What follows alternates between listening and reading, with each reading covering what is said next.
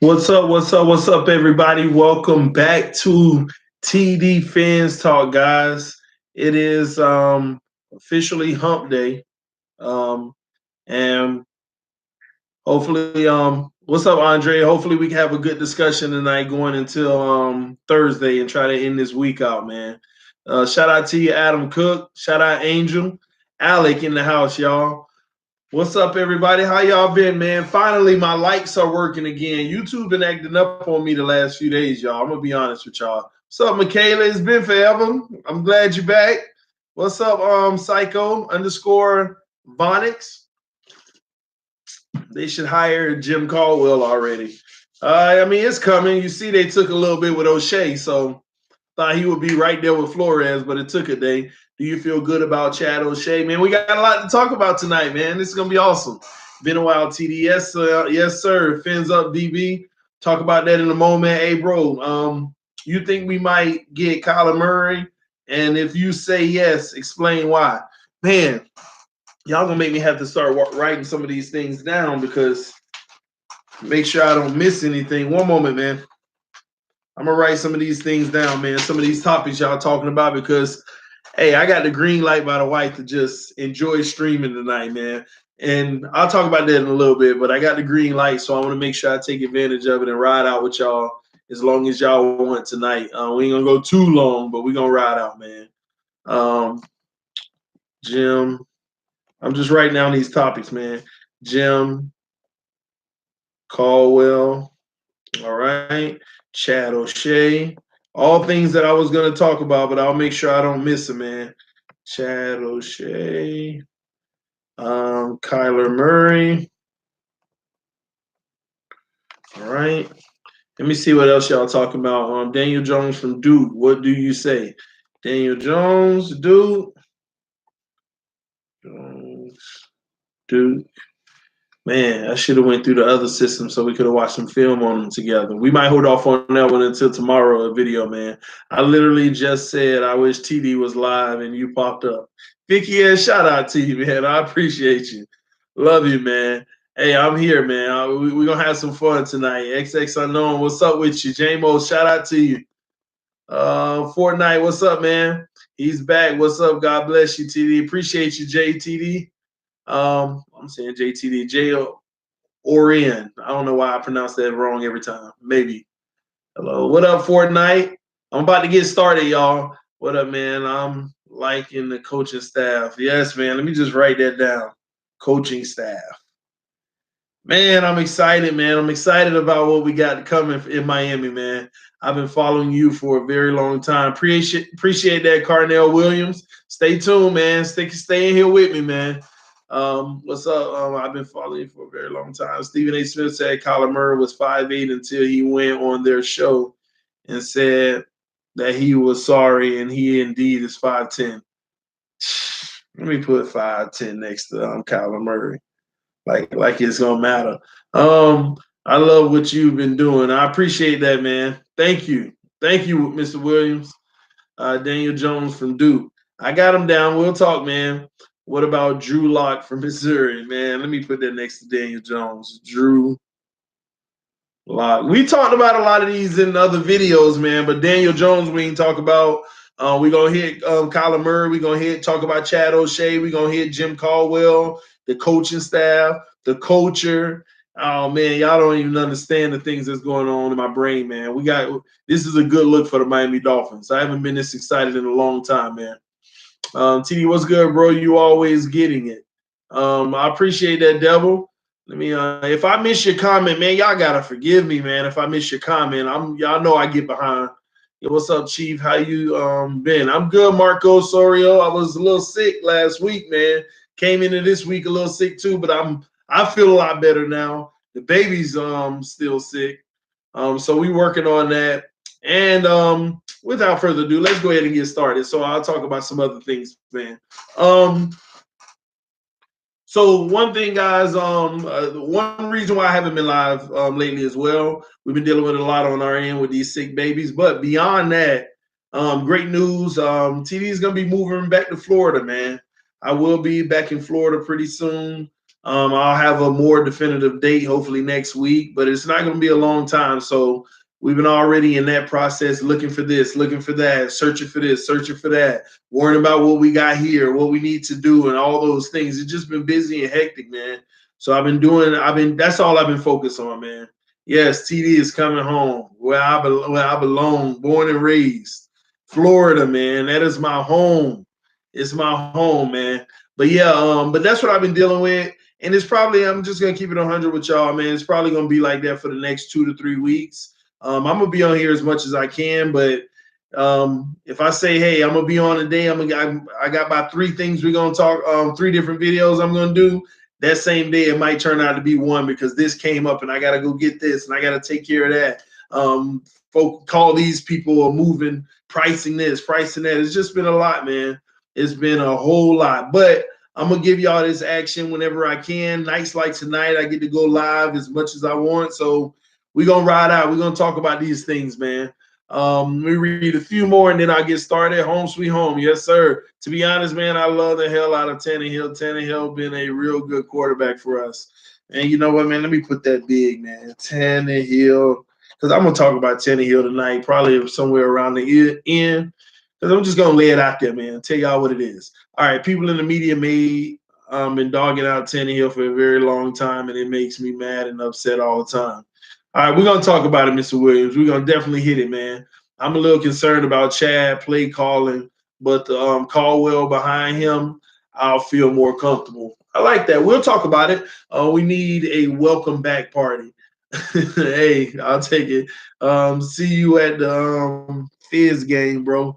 Um, you probably just moving here because you know the Fins are going to win the Super Bowl and you want to see the parade. Hey, even if I was still in Dallas, I'll be there and I'll see the parade anyway, man. But I feel you, man. Tannehill just injury prone. Hey, man, y'all already going. Hey, man, Tannehill stay healthy. You could get him. I'm excited for the Super Bowl. All right, so without further ado, I done read all that. All right, 52 people in the room, only 16 likes. Y'all at least show some love, at least show your support. I think this is what I heard. If you hit the like button, the more likes you got, when people search things like Miami Dolphins, you go to the top of the list so they see you first.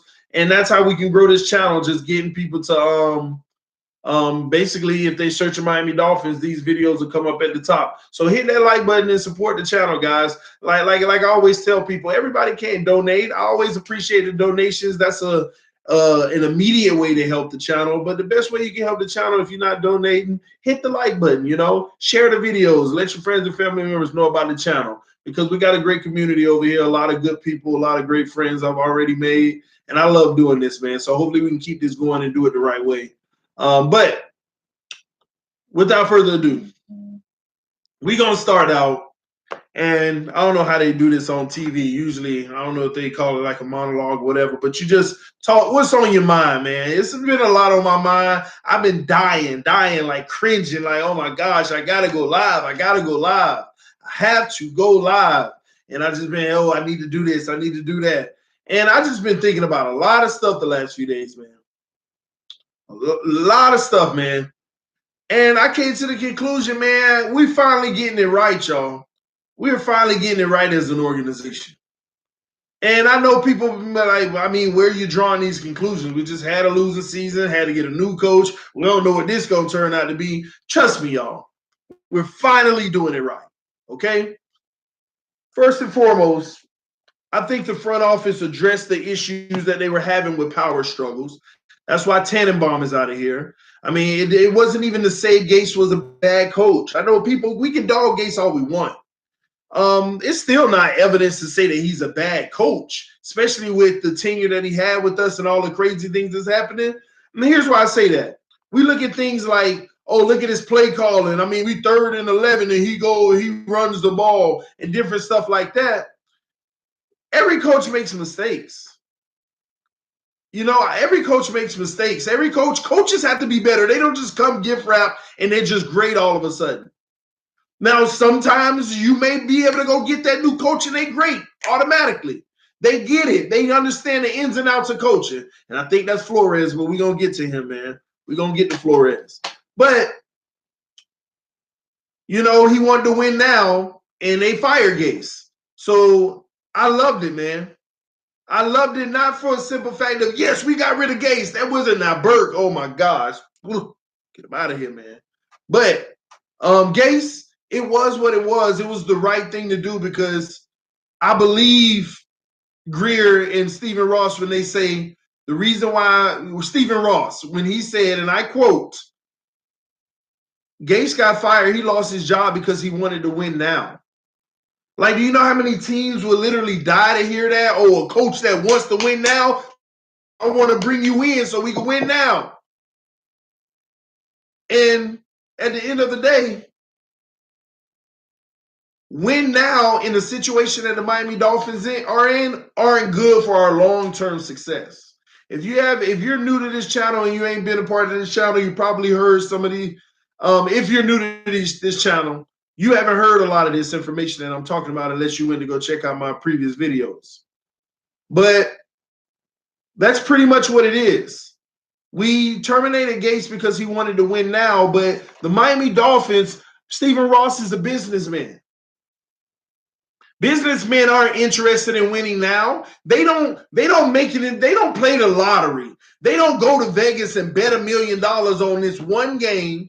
And if it turns out I got $2 million now, they don't do that.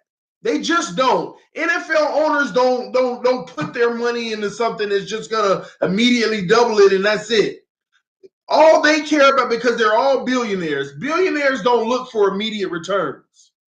They look for long-term returns on everything they do. And when I say everything, I mean everything. Social, relationship, don't matter what it is. Everything they do, they look for the long-term payout. Not the, I put that in there, I just doubled it. I cash out, I'm good. That ain't how that life operates. Because once you have $1 billion, you're not going to sit there and put $1 billion in your pocket anymore. You don't know what to do with the $1 billion. So what do? You let that $1 billion make you another billion this year, and next year another billion, if you can, if your return is that great. That's not likely. But y'all get my point. So Stephen Ross has a business mindset. I would love to win now. But the truth is, it's not good for the long term. And this is my baby. I've spent hundreds of millions of dollars for this organization, if not over $1 billion. I got to go back and look. I don't remember. But I done spent a lot of money on this organization. I didn't buy this organization to say I own a football team, let's have fun, and my profits go down and down and down. No. Every NFL owner has a surplus. Profit, because they have to operate under that. They have to run their organization the right way. They all have a profit. And every year he's going to take his several $1 million profit, whatever it is. Wouldn't be surprised if it isn't a few $100 million a year profit. That's his focus.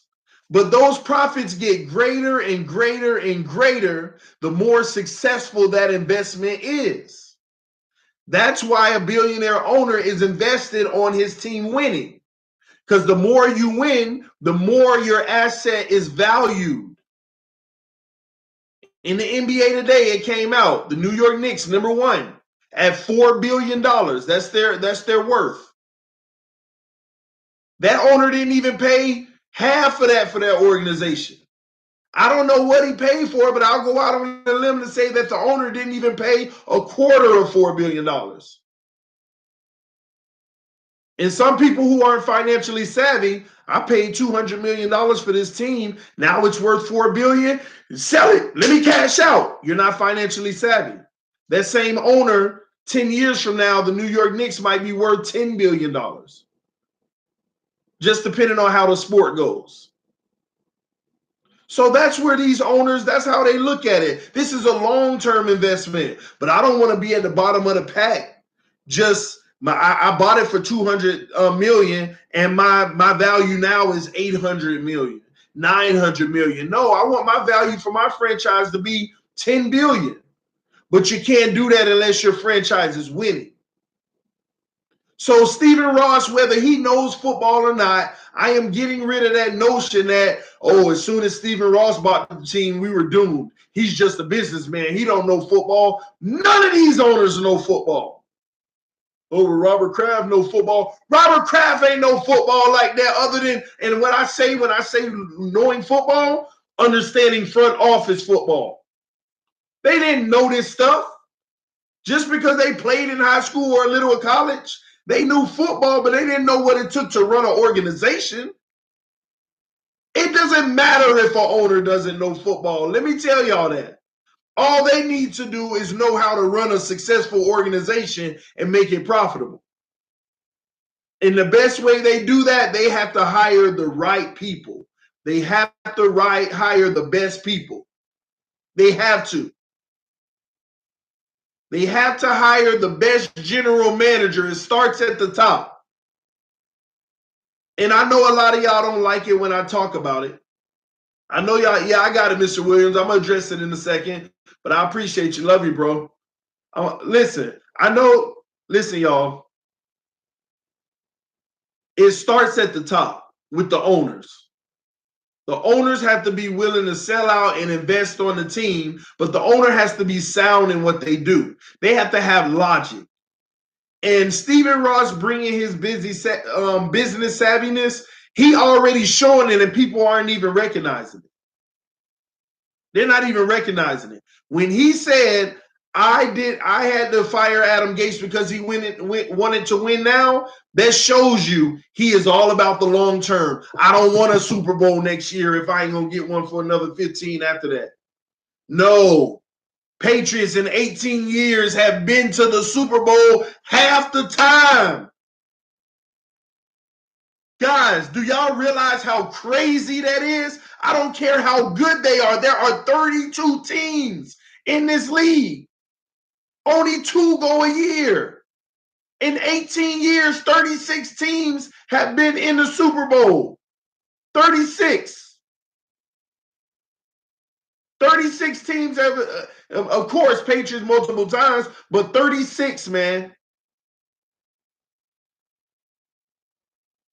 Do y'all get that? 18 years, 36 teams faced off.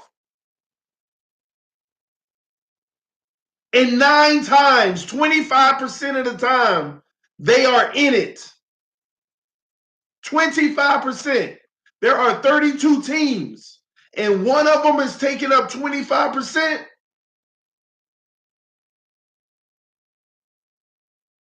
That y'all, man, you better start paying attention to what's going on over there. I don't care nothing about the Deflategate. I don't care nothing about the Spygate. Don't care nothing about none of that. 9 times, we can't point to 9 occurrences. They still doing something right. People get mad at me when I talk about the Patriots like this. Aren't you a Dolphins fan? I ain't no idiot. I'm no idiot. Joe Levesky said, I just threw up in my mouth. I get it, man.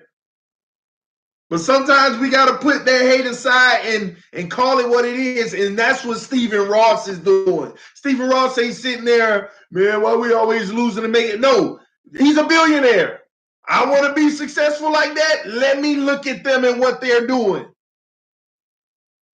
Do you know how many teams resent the Patriots so much that even if they feel that's the winning formula, they go against it?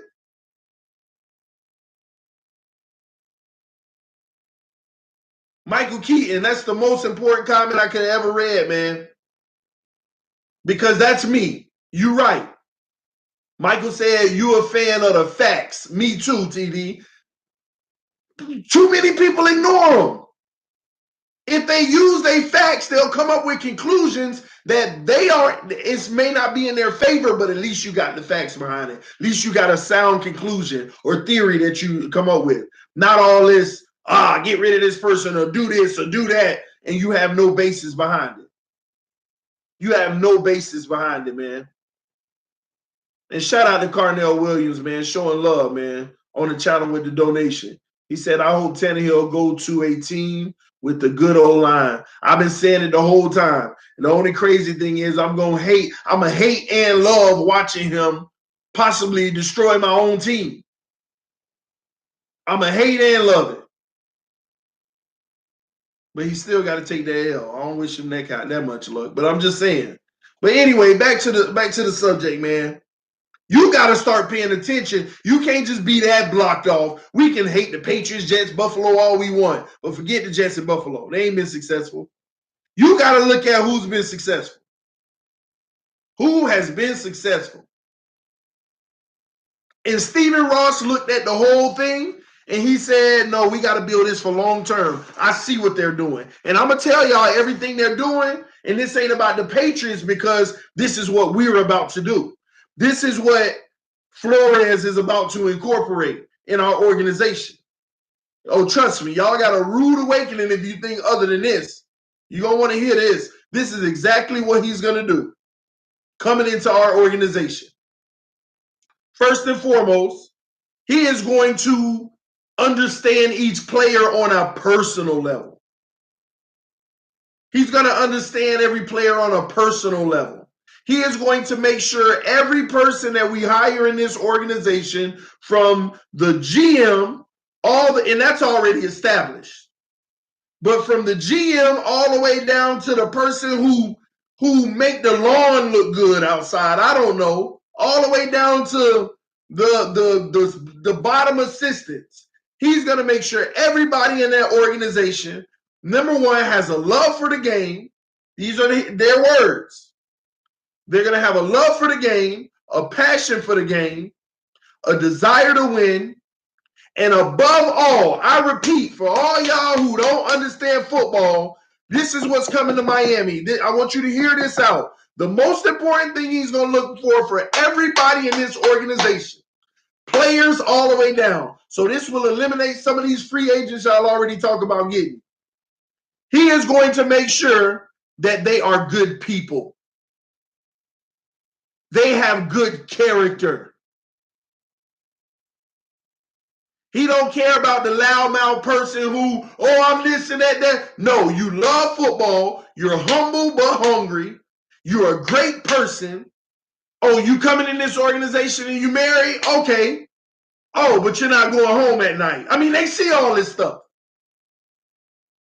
They want good people who are willing to put the team above anything else. I don't care if my duty is to get 12 yards receiving this year. If that's going to help the team win, listen, I don't care if this is a contract year. I'm going to get those 12 yards proudly. Everything will be geared towards team first. No matter what. No Antonio Brown stuff. No Le'Veon Bell stuff. None of all of that stuff unless they prove to him that they can be that guy. But y'all tell me, could they be that guy? You ain't even got to answer. I think we all know. We all know. So that's what we're about to get. The players we're about to get, same thing. Let me tell you what Brian Flores is bringing to the organization that no player in Miami's locker room could even question. That's a beautiful thing. Sometimes you promote a coordinator, and the players think they're even above some of the coordinators that become their head coach. I'm so big in this league that, I'm going to listen to my coach, but I can voice it. Look at that. Look what's happening in Pittsburgh. Some of the players feel like they can do what they want. They bigger than the coach. They bigger than the coach. He's not going to have any of that. No players on our roster will feel that way. So to be quite honest with you, why do you think Jay Ajayi is out of there? I see some of the remnants of what Gase was trying to do. But now you got somebody coming in with the maximum amount of credibility. You know why? You can look at his hand with a handful of rings. Something ain't nobody in our organization got. Never even had to get fitted for one. Never had to get fitted for one. Nobody involved in our organization has one. Y'all tell me if I'm wrong. Nobody. But we got somebody who's done it. And let me tell you how surefire Stephen Ross is on him. The only coach out of 9 coaches, if I'm not mistaken, I believe it was 9, only coach out of 9 coaches who got all 5 years guaranteed. Guaranteed. Flores came in and said, I ain't playing those games with y'all. If we stink for the next 2 years, I don't want to hear that crap. I don't want y'all to become that organization who's sitting here listening to these fans that don't know football. Because we going to have some growing pains. And I don't care how rough it get. You ain't blaming it on me. Let me get my 5 years guaranteed. Got all 5 guaranteed. Only coach that was signed this offseason to get all his contract guaranteed. Only one. He ain't coming to play no games. He ain't coming to listen to all that noise. Oh, what is Flores doing? Man, we could be better than this. Why ain't he playing this person? Why ain't he playing that person? He came in, I don't want y'all to question none of that about me, because y'all probably listen to your fans too much anyway. That's why y'all done been through more coaches than any other team in the last 20 years, more quarterbacks than any other team in the last 20 years, more everything.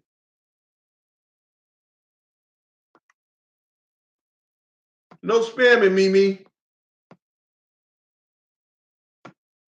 Got to get Mimi out of here, man. But listen, man, this is what you're about to get. We hope Flores is the truth, because every coach from Bill Belichick tree has sucked. You know what? You're right. But you know what I'm excited about? Flores is different. You know why? He's a natural leader. That's what Stephen Ross even said. Well, I knew it anyway. I done already looked at like 5 of the man interviews. And I hear the words that come out his mouth. You ain't got to believe me. I ain't got no credibility with y'all on this. But I know a leader when I see one. I promise you, I know a leader when I see one. And I know what a leader sounds like. I know when a leader can say one thing to one person, but he was really talking to the other person, but just wanted to take a whole different approach. Just to get them to hear them talking to this person. I mean, all kind of things. I know what a good leader is. Promise you that. He's a leader. And he's going to lead by example. And when you hear a coach leading by example, some of y'all let it stay right there. You say, oh, he's going to lead by example. Okay. No, think about what that means. We always hear these cliche phrases. He's going to lead by example. Oh, great. Cliche. Do you really ever think about what that means to lead by example? No, he ain't going to go out there and tackle somebody through a wall as leading by example, because he ain't on the field. Flores ain't leading by example with the players. They're going to see it indirectly. And let me show you how. Flores don't deal with the players. He did as a coordinator,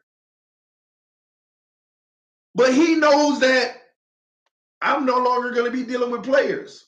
Now I get to do what I did to players to make them improve to coaches. That's going to be his only problem. That's going to be his only thing he cares about. He ain't going to care about this player sucking it up. That's Greer business. My job is only worried about these coaches. And if he's sucking it up, what are you as a coach doing to not let that happen? Oh, we finally got accountability in our organization. And it ain't, Sergeant, oh, I'm your leader. Why aren't you doing this? No. It's straight up, what plans do we have in place to improve this guy? He's bad on this technique. What are we doing to improve him? What's the time frame that we want to see the improvement? Let me give you some suggestions on how you can handle this situation and make this player better in X, Y, and Z. His job is to notice so much. He just hasn't played well for the last 2 weeks. Well, have you considered, what's been going on off the field? I mean, have you looked at the media and things like that? His family's going through this. His family's going through that. Make sure we check with him. Make sure that we can make him feel like this is his home outside of home. All kind of stuff. Real coaching. How can we move these players? It could be a million reasons. But we come a one unit, a team, not just a team that hits the field. The coaches are on the team. The players are on the team. The GM is on the team. The assistants are on the team. The owner. It's one team. Caring about each other, fighting, working hard, actually trying to be better. And if you work out, it's because you had great coach. I mean, guys, look at the Patriots. People don't know what to think. And that's why they don't try to mimic the Patriots, because they don't know what to think. On a scale of 1 to 10, their offensive line is a 6. But they get them to play like a 9. On a scale of 1 to 10, their freaking defensive line is like a 7, but they get them to play like a 9 when it matters most. Great coaching, great schemes, putting every single player in the best position possible for them to be successful.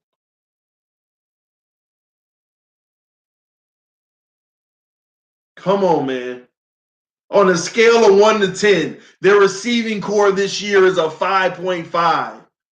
But in the playoffs, the receiving core looks like a 8.5.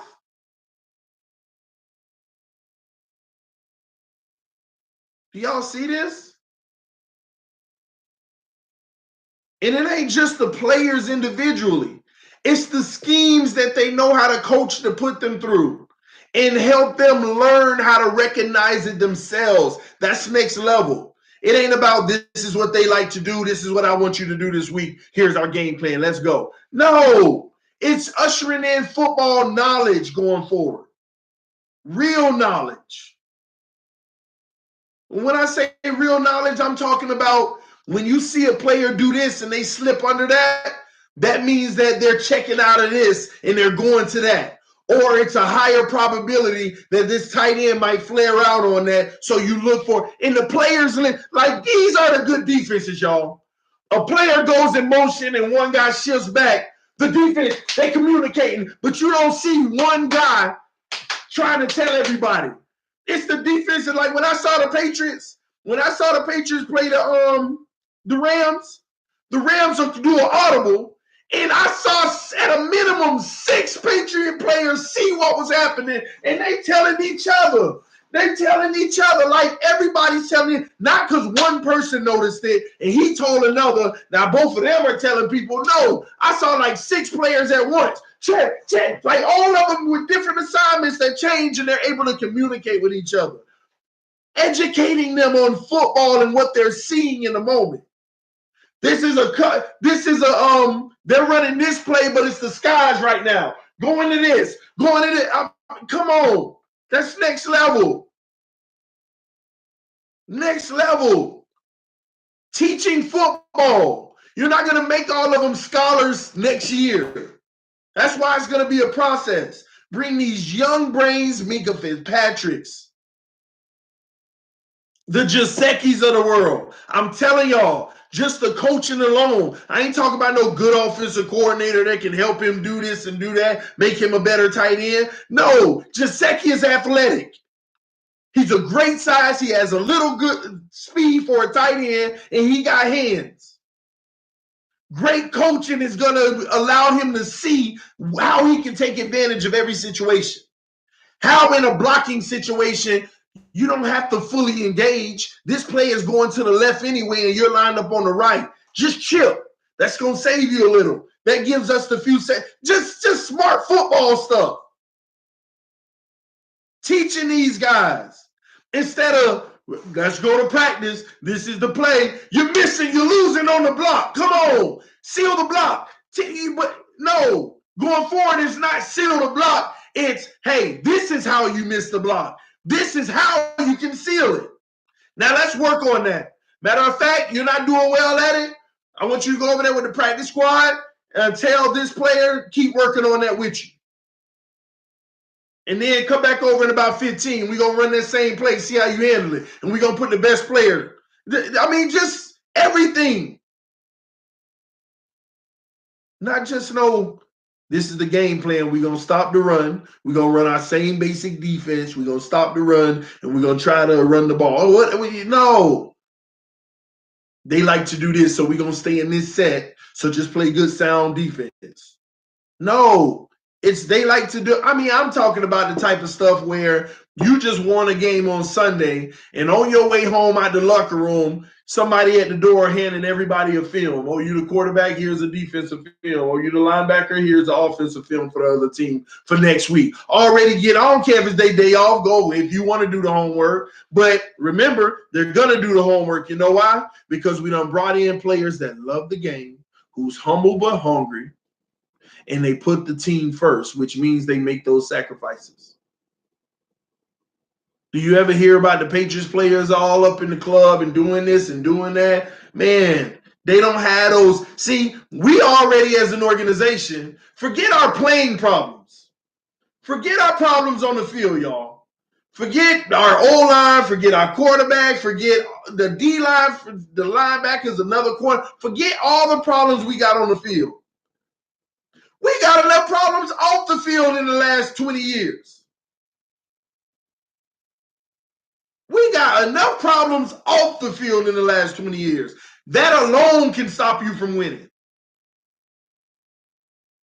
What problems did the Patriots have off the field in the last 20 years, y'all?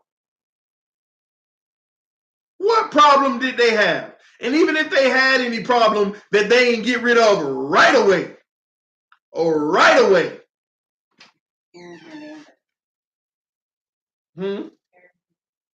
CTE. My wife just popped in the room talking about Aaron Hernandez. That's a whole nother level, though. Plus, they found the man had CTE. But come on, man. Come on. Good people. Good people who want to win games, man. They want to win games. Period. They want to win games, man. And that's what Flores is about to bring to this table, man. Just a whole new culture of him coaching his coaches.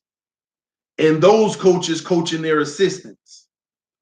And those assistants working with those coaches to make the players have the best experience possible to make them the best player they can be. And if it don't work out, trust me, the organization did everything they could. It just wasn't a good fit for the organization. You might actually even be better somewhere else, but based off of what our organization is trying to do, just not a good fit. That's what he's bringing to the table, man. That's what he's bringing to the table. People think because he's a defensive play caller here or there or whatever, he's about to call the defensive plays.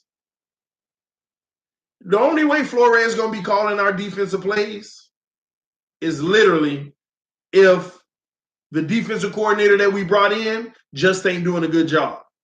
I know Flores is a good defensive play caller, but that ain't his job anymore. His job is to make sure the new defensive play caller in Miami is calling a hell of a game, teaching him how. That's why I don't like the Andy Reids of the world. You ain't no head coach to me. You just an offensive coordinator who they eliminated the head coach position and they say you can have those duties too, offensive coordinator. Because he ain't got a word to say about the defense. Ain't got a word to say about it, man. He ain't nothing but an offensive coordinator. And that's why coaches like that, they live and they die by the one thing that, think about it, since he's the offensive coordinator for the Chiefs and he just handle all the offensive stuff, think about it, y'all. What time does he have to spend with every coach, even on the defense and everything, coaching them? If he got a real focus on a certain group. That ain't head coach material. That's what people keep mistaking. They don't know what a head coach's responsibility is supposed to be. Head coach ain't supposed to be coaching no offense. Head coach ain't supposed to be coaching no defense. They shouldn't be calling offensive plays. They shouldn't be calling defensive plays. The head coach is supposed to be coaching the offensive coordinator. The head coach is supposed to be coaching the defensive coordinator. The head coach is supposed to be observing the offensive coordinator call plays and stepping in where it's getting rough. And I wouldn't have did that. What was your logic of doing that? He's teaching. That's what every organization is, man. You teach. Head coach teach the coordinators. Coordinators teach all their position coaches. Position coaches teach their assistants and the players. The assistants help teach the players. That's what it's supposed to be. But this league done turned into the head coach ain't really the head coach, but he got that title. He's really the offensive coordinator. And he got a defensive coordinator and don't say nothing about that. Just let him do him. That's what's happening, man. They got to get out of that, man. And Miami's getting out of that. We going with the winning formula, man. And that's what's going to happen. That's what Brian Flores is going to do. Now, Jim Caldwell. Somebody brought that up earlier about Jim Caldwell, right? Because of what problem did y'all have with Jim Caldwell? I mean, why did y'all bring that up earlier? I think somebody was saying something about Chad O'Shea.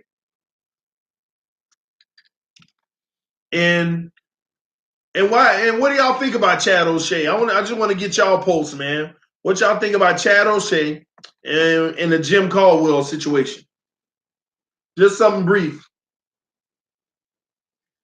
And what y'all talking about? Jakeem Grant, 30-point return touchdowns and 20 kickoffs. Y'all tripping. Albert Wilson, 30 touchdowns. Yeah,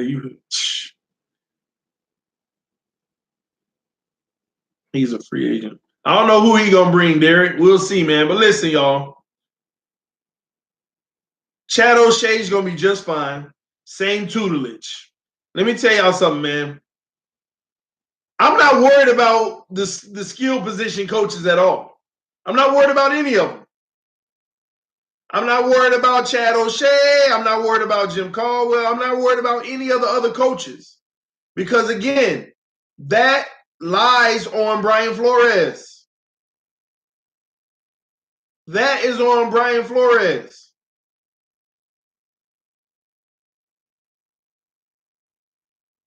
I'm telling y'all, that is on. I have the ultimate confidence that he is going to be coaching his coaches the right way. Period. In regards to Kyler Murray, guys, yeah, he 5'10". Okay. Greer's been talking some stuff lately in the media.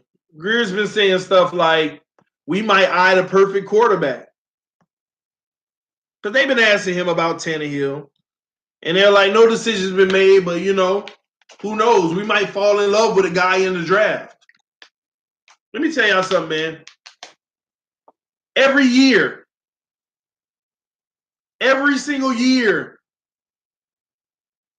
any team can say we might fall in love with a guy in the draft. Any team.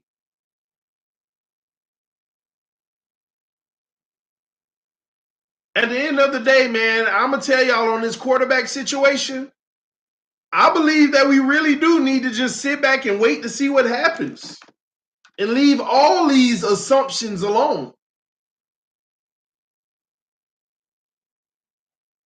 Leave it all alone, man. This Kyler Murray stuff, Drew Lock, all this stuff, man. Daniel Jones, we don't know what's going to happen. Y'all might be shocked. Y'all literally might be shocked. Y'all in love with Drew Lock, Kyler Murray, Nick Bosa, Josh Allen, and Greedy Williams. Tannehill will kill your, I don't know what he was saying. Tannehill will kill your heading coaching career before it's even started. Why do you feel that way, Breck? Why does Tannehill kill your coaching career before it's even started? Let me say something about that, y'all.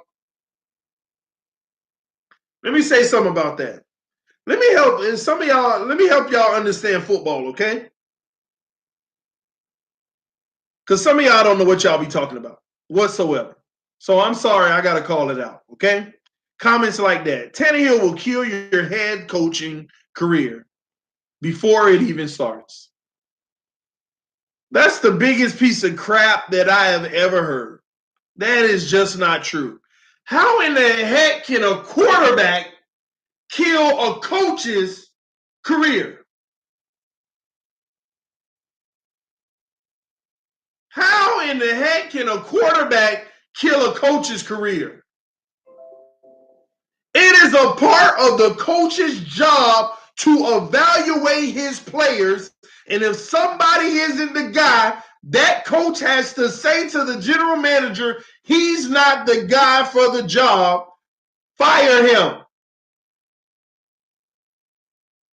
So how is it a quarterback can kill a coach's career? Have we heard any coach come out in the media? Hey, we just had bad quarterback play today. We weren't able to do this. We weren't able to do that. Our quarterback has to be better. Coaches kill their own job if it's the quarterback's fault by not calling it what it is or moving on.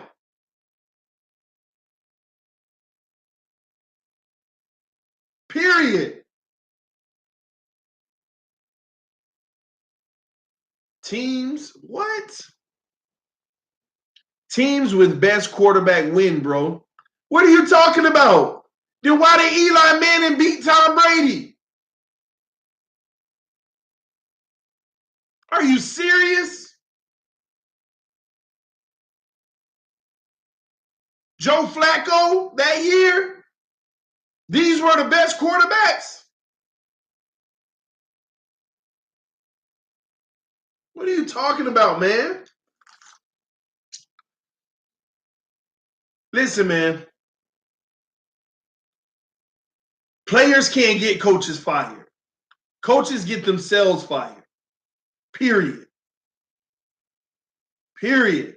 No ifs, ands, or buts about it. But let me tell y'all something, man. You can hate on Tannehill all you want. You can hate on Tannehill all you want. But at the end of the day, the man's done his job. I don't care if on a scale of 1 to 10, he's a 7. He's still done his job.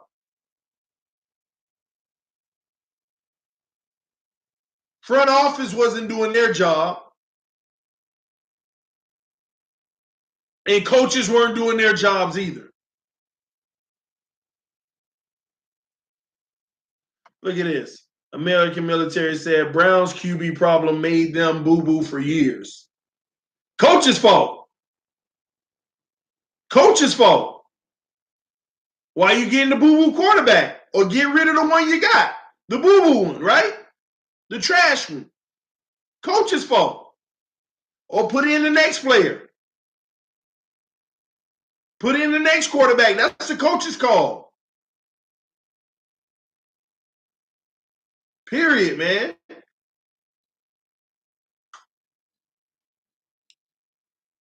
Tell y'all now, man. We can keep talking that mess all we want about Tannehill, but at the end of the day, whether he gone or not, he did his job. Our coaches weren't doing their job. Ain't nobody on here can debate with me that Adam Gase ain't lose us at least 3 games this year. Just Adam Gase alone. I mean, we saw it even with the play calling. Just alone. Like, how is this possible? You can't tell me that. Tannehill is a bum. Tyree Jackson, okay, he's a bum, in your opinion. Ain't nothing wrong with that. That's your opinion. He's a bum. That don't change nothing. It just doesn't change anything. Crazy thing is, do you know the odds of finding a better one? Do you know since Tannehill is a bum to you, do you know the odds of finding something better? Psh. The odds of finding something better.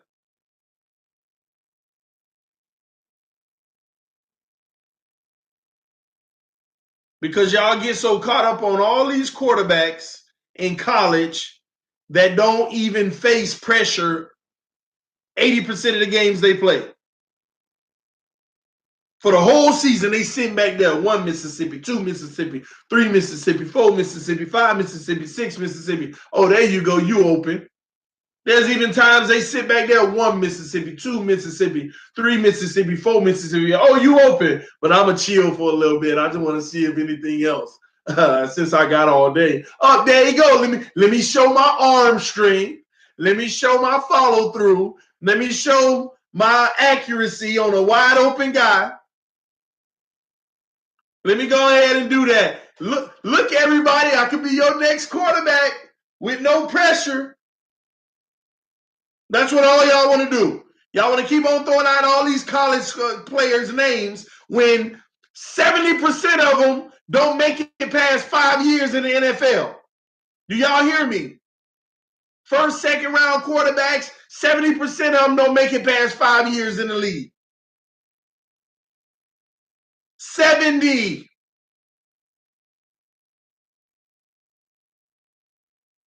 And some of them, now it's a lot higher if you count the practice squad. Yeah, it ain't 70, but come on. We talking about the practice squad now? Come on, man. 70% of them. And somebody brought up the Browns a little bit ago. Think about it. Look how many quarterbacks they done been through. And some of them y'all would have took in the draft. Some of them same quarterbacks that ain't even in the NFL right now, y'all would have even took. If I was doing this channel 4 years ago or 3 years ago, some of y'all would have been like, we need to bring that person in. They go to the Browns as a first-round pick, and now they ain't even in the league or on the roster or nothing. That's what gets me. Because y'all so used to looking at these college quarterbacks, 1 Mississippi, 2 Mississippi, 3 Mississippi, 4 Mississippi, 5 Mississippi, 6 Mississippi. Oh, there you go. Hey. I know you got 12-foot separation and you wide open, but just keep running. I want 14-foot separation. And then receivers sitting there running, then they slowing down, waiting on the ball. And y'all call that accurate because it helps his completion percentage and it gives him another pass 30 yards. Look at his deep ball rating. Look at his this and that. Y'all fall so in love with these guys that 80% of the games they play in college, even in great conferences, 80%, think about it. If you play out for Alabama and you the quarterback, how much are other teams, even the elite other teams, how much do they really get to you? Some of your best players coming out, and he from Alabama. Y'all know how y'all get around draft time. Oh, we got another player from Alabama. Yeah, that's a good stock of players, but at the end of the day, some of them ain't even tested. Just because they went to a national championship, they tested. They own an all-star roster. I mean, do y'all forget that? Look at what they just did this year with the commits. Signing day. Was it today or yesterday? Signing day. Look what they did with their commits. All-star team. Of course they going to have the best O-line in the country. And the best D-line. Even players they play in the national championship were 3rd, 4th, 5th, 6th, 7th, 8th, 9th to the person on Alabama in their rankings. Shout out Irvin Johnson for the donation. Love you, man. Come on, man. These quarterbacks back there behind the best O-line in football. Look at Clemson. That young quarterback, everybody, that's who we need. Oh, man, I almost pulled my hair out that night. I almost pulled my hair out. Everybody saw what Clemson quarterback was doing, and I'm like, oh, my gosh, are y'all kidding me? I mean, the kid looks good, but this is his first year. When are y'all going to learn to get some evidential proof that's long-term? When are y'all going to say, all right, this kid looking nice, and he got a ceiling? I can't wait to see how he develops over the next 2 years, because you know why? Y'all think that that's the finished product. Look at what he did in the national championship game. Why can't he come out the draft right now? If he could come out the draft right now, Miami need to pick him up. Kid ain't even developed. Got a superstar team around him. Oh, them some good boys over there. And don't get me wrong now, that kid balled out. He balled out. He really did. But you know how many people in my lifetime I've seen ball out and on the same level the next year didn't look the same? Wasn't even close. Wasn't even close. Or they had 3 bad years of college. Next you know, they senior year was like amazing, Heisman worthy. Next thing you know, they in the first round all of a sudden, just like that, because they were in the big game or something, just randomly. They got an all-star team, then they come in this NFL, and then look at what happened. They come into this NFL, and then they don't do nothing. Hashtag TD scared of quarterback change. I'm not scared of quarterback change. But give me something proven. I am not scared of quarterback change whatsoever. You're supposed to bring in your next quarterback. You're supposed to try to go get a Kyler Murray if you can get him in a 3rd round or something. You're supposed to be drafting a quarterback for your future because you got questions about your current quarterback. We're supposed to be drafting one. But given our current situation, we're supposed to be a project. We're supposed to be drafting a Tom Brady hopeful or even half of what he is. That's what we're supposed to be drafting. And not in no 1st round, not in no 2nd round. Like Greer said, we might see somebody in the pre-draft process that we fall in love with. Sometimes he's talking about a 6th rounder.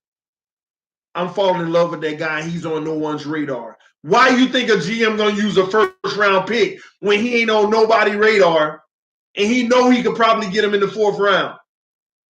Think Bill Belichick do all day. I gotta find a player that is worthy of 1st round, but nobody knows, so he's gonna go around the 5th. I gotta find him and get him in the 4th before anybody can get him in the 5th. I gotta find that guy. That's what you look for. That's what the draft is about. Can I find a guy that I could draft him later than where his talent really should be, but nobody know? And the reason nobody know, because I'm out here more than the scouts. I got the pulse of what's going on out here more than the scouts or great scouts. Do y'all get that? Every NFL team have regional scouts.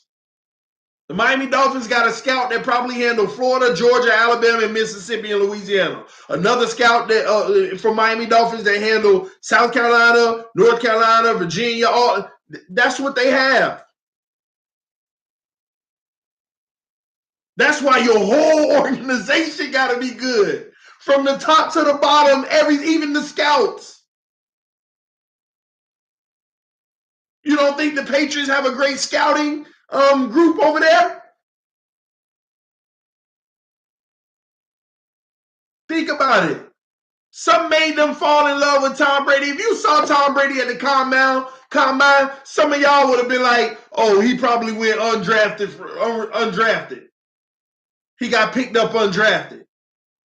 But they drafted him. He got a pick. They spent the pick on him. When you think of the next quarterback, everybody thinks 1st round, maybe 2nd, but rare. 1st round. They were looking for their next quarterback in the freaking 5th and 6th and 7th round. That's what wins. That's what wins. Period, man. Scouting, man. Y'all keep on falling in love with these big names. And guess what? Guess what these teams are? Guess what Belichick and them also know about Tom Brady or any of these other players? Like take a quarterback, for instance. If they find another quarterback out there that nobody know about, you know what? They also know that, look at this. We got a gym right here nobody knows about in this D2 school that's small. This D2 school that's small. We got somebody that nobody else know about. And guess what? We see him throwing while getting hit and delivering the ball on money. We see him throwing in double coverage where only the receiver can catch it. He's getting it there. We actually see him under pressure, taking sacks, but getting up strong, being able to command the offense and read defenses. We can see that. But he played for a D2 school, and as a matter of fact, his team made it to the first round and they lost because they defense sucked bad. But the offense was very good. That's what it's about. You know more about a player like that and what they're going to bring before you know what a Kyler Murray going to bring. Go look at the film, y'all. Yeah, you can look at the highlight film of Kyler Murray. Just hit play and count every single possession. 1 second, 2 seconds, 3 seconds, 4 seconds. And I'm not talking about the ones where it's 1 second, 2 seconds. He throw. Look at it when he throw. Is he under pressure? No. The play was designed to throw straight, short. Period, man. It's ridiculous. Somebody said I legit would take Tannehill over Kyler Murray any day. Of course. But people want the new one because they're having that Patrick Mahomes syndrome right now. I already told y'all what's been happening around the league. They hate the Patriots so much that they don't even want to look at how they're doing it. So what do? They say what's been real successful in the new era. You know whose fault it is? Not in a bad way, y'all. But you know whose fault it is? It's Russell Wilson's fault. It's Russell Wilson's fault. It's Cam Newton's fault. It's Colin Kaepernick's fault. It's RG3's fault. It's those guys' fault. That's when it started. That's when all these organizations screwed up. And they're going to continue to screw up, y'all. And let me tell you how. These organizations screwed up so bad. Cam Newton came in. Wasn't Cam Newton a beast when he came in the NFL? Let's be honest. Wasn't he a beast? Cam Newton was a beast. His dual threat to be able to run people over, throw the ball, command the offense. Oh my gosh. This is what you need in a quarterback to win it all. Big Ben is mobile when he get out of trouble, but Cam Newton is the new era. He mobile, he get out in trouble, and it's a mobile attack. It's a mobile attack. But people ain't realized what they ushered in for the NFL, a whole bunch of teams that were going to screw up going forward. Did it ever amount to winning the Super Bowl for Cam Newton? No.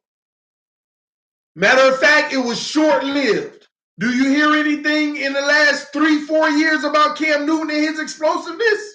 No. Is he still a good quarterback? I believe so. But is it the same feeling of when he came in them first 2 years? No. But you know what those 2 years did? It ushered in the era of mobile quarterbacks. Russell Wilson. Look at him. He's also a threat. And he got a Super Bowl.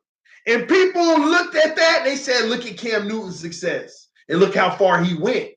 But now Russell Wilson is on the scene and he won a Super Bowl. But people forgetting he had the best defense in football.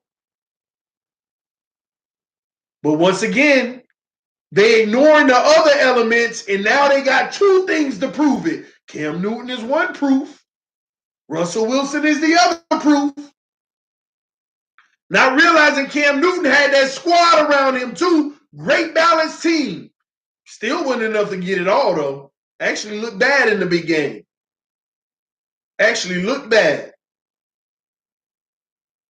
And Russell Wilson, best defense in football and a monster running game. Nobody can deny it. Nobody can deny it.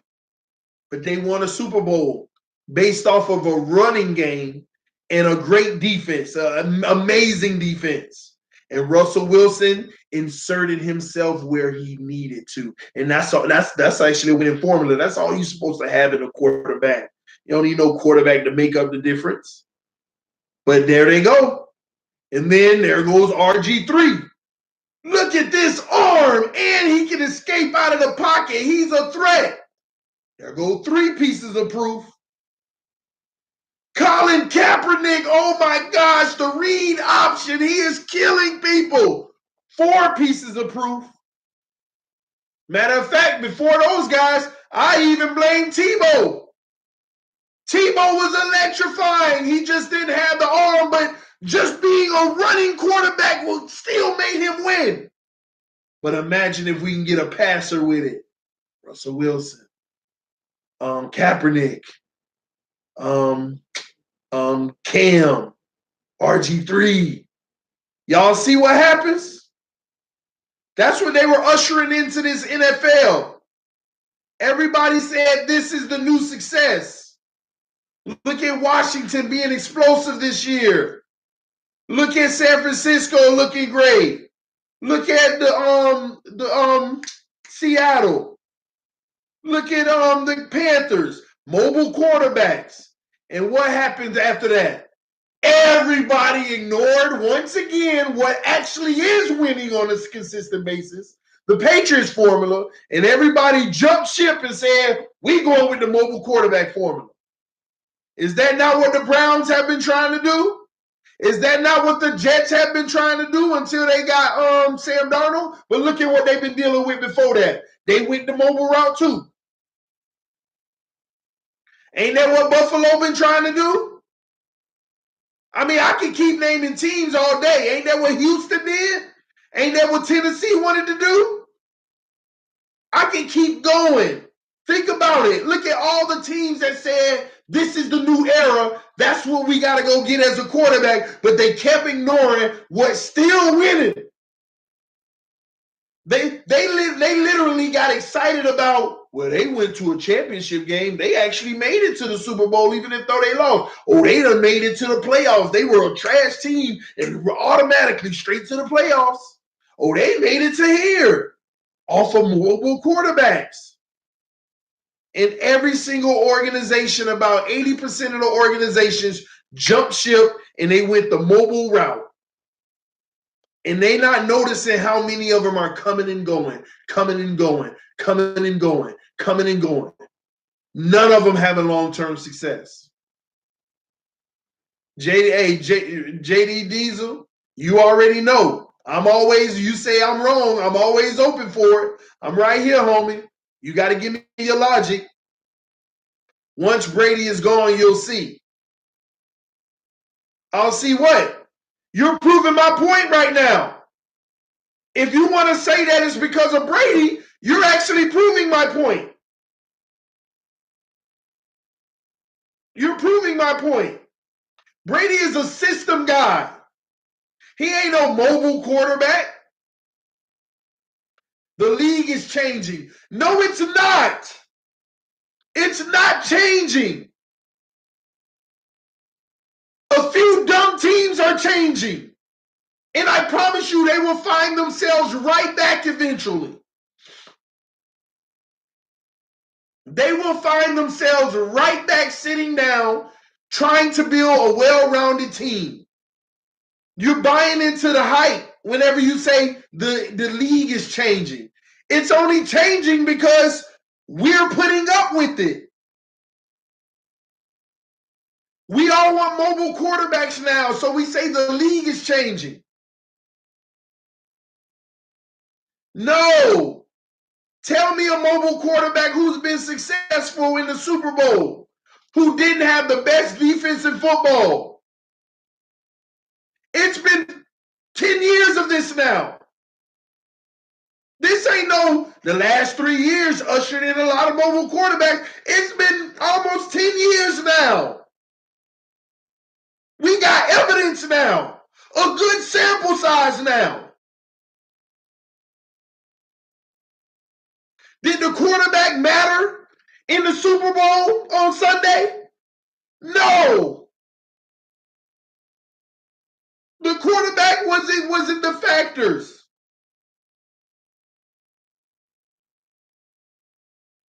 Period. The quarterbacks were not factors.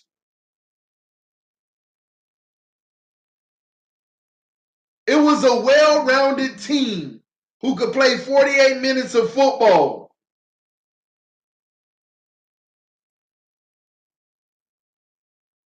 I think we'll see that style win soon. I agree, JD Diesel. When 75% of the league turns into that style, you're going to see that style win soon. But there is no evidential proof that states that style is sustainable. Let me tell you why it'll never be sustainable, JD. Let me tell you why they may sneak in here and there. A mobile quarterback team won this year. 4 years later, a mobile quarterback team won. Let me tell you why it's not sustainable. Because I want y'all to notice this and tell me if I'm wrong. The only teams with mobile quarterbacks that have been successful have been the ones where the mobile quarterback was on his rookie deal. He's on his rookie deal. Because as soon as he has to re-up his deal and get that 20-something million that he so graciously deserves, that 20 million, when he goes from 4 million or 5 million or 6 million all the way to 22, 23, 24 million. Oh, I'm sorry you don't have the same offensive line anymore. I'm sorry you don't have the same defense anymore. That's why it's never sustainable. That's why I've been preaching. Everybody who goes the mobile route, you're a fool. It's not a sustainable. It's just not. You might get an electric. Look at Vic. Matter of fact, some of these new ones wasn't even as good as Vic. Some of these new ones wasn't even as good as Vic. Did it matter for Vic? Sustainable wise? Because when you put that much money in your mobile quarterback, he can't have all the things 4 years later that he had when he was only getting paid $6 million that made him look good. Do you consider Big Ben mobile? On a scale of mobility, Big Ben isn't mobile. Big Ben knows how to fight off the pressure in the pocket. He knows how to get out of the pressure in the pocket, escape the pressure. He can get hit and still bounce off of it. Big Ben ain't never been that guy where he out there doing the mobile quarterback stuff, trying to shake people and pick up yards. Big Ben's mobility reputation always came from Big Ben just got hit, but he bounced right off of it, and now they flushed him out, and he done got 10 yards up the sideline. That ain't no mobile quarterback. That's just a threat where he's hard to take down in the pocket, and he can get out on you if he has to. I had to disagree, bro. About what? Remember, you got to tell me about what? He was early in his career. Who are you talking about? What are you talking about? What are you talking about? But, man, it's not sustainable is my point, man. It's not sustainable. Once they come off the rookie deals, Cam Newton, when was his best years? On his rookie deal. Soon as that went, team ain't never been the same.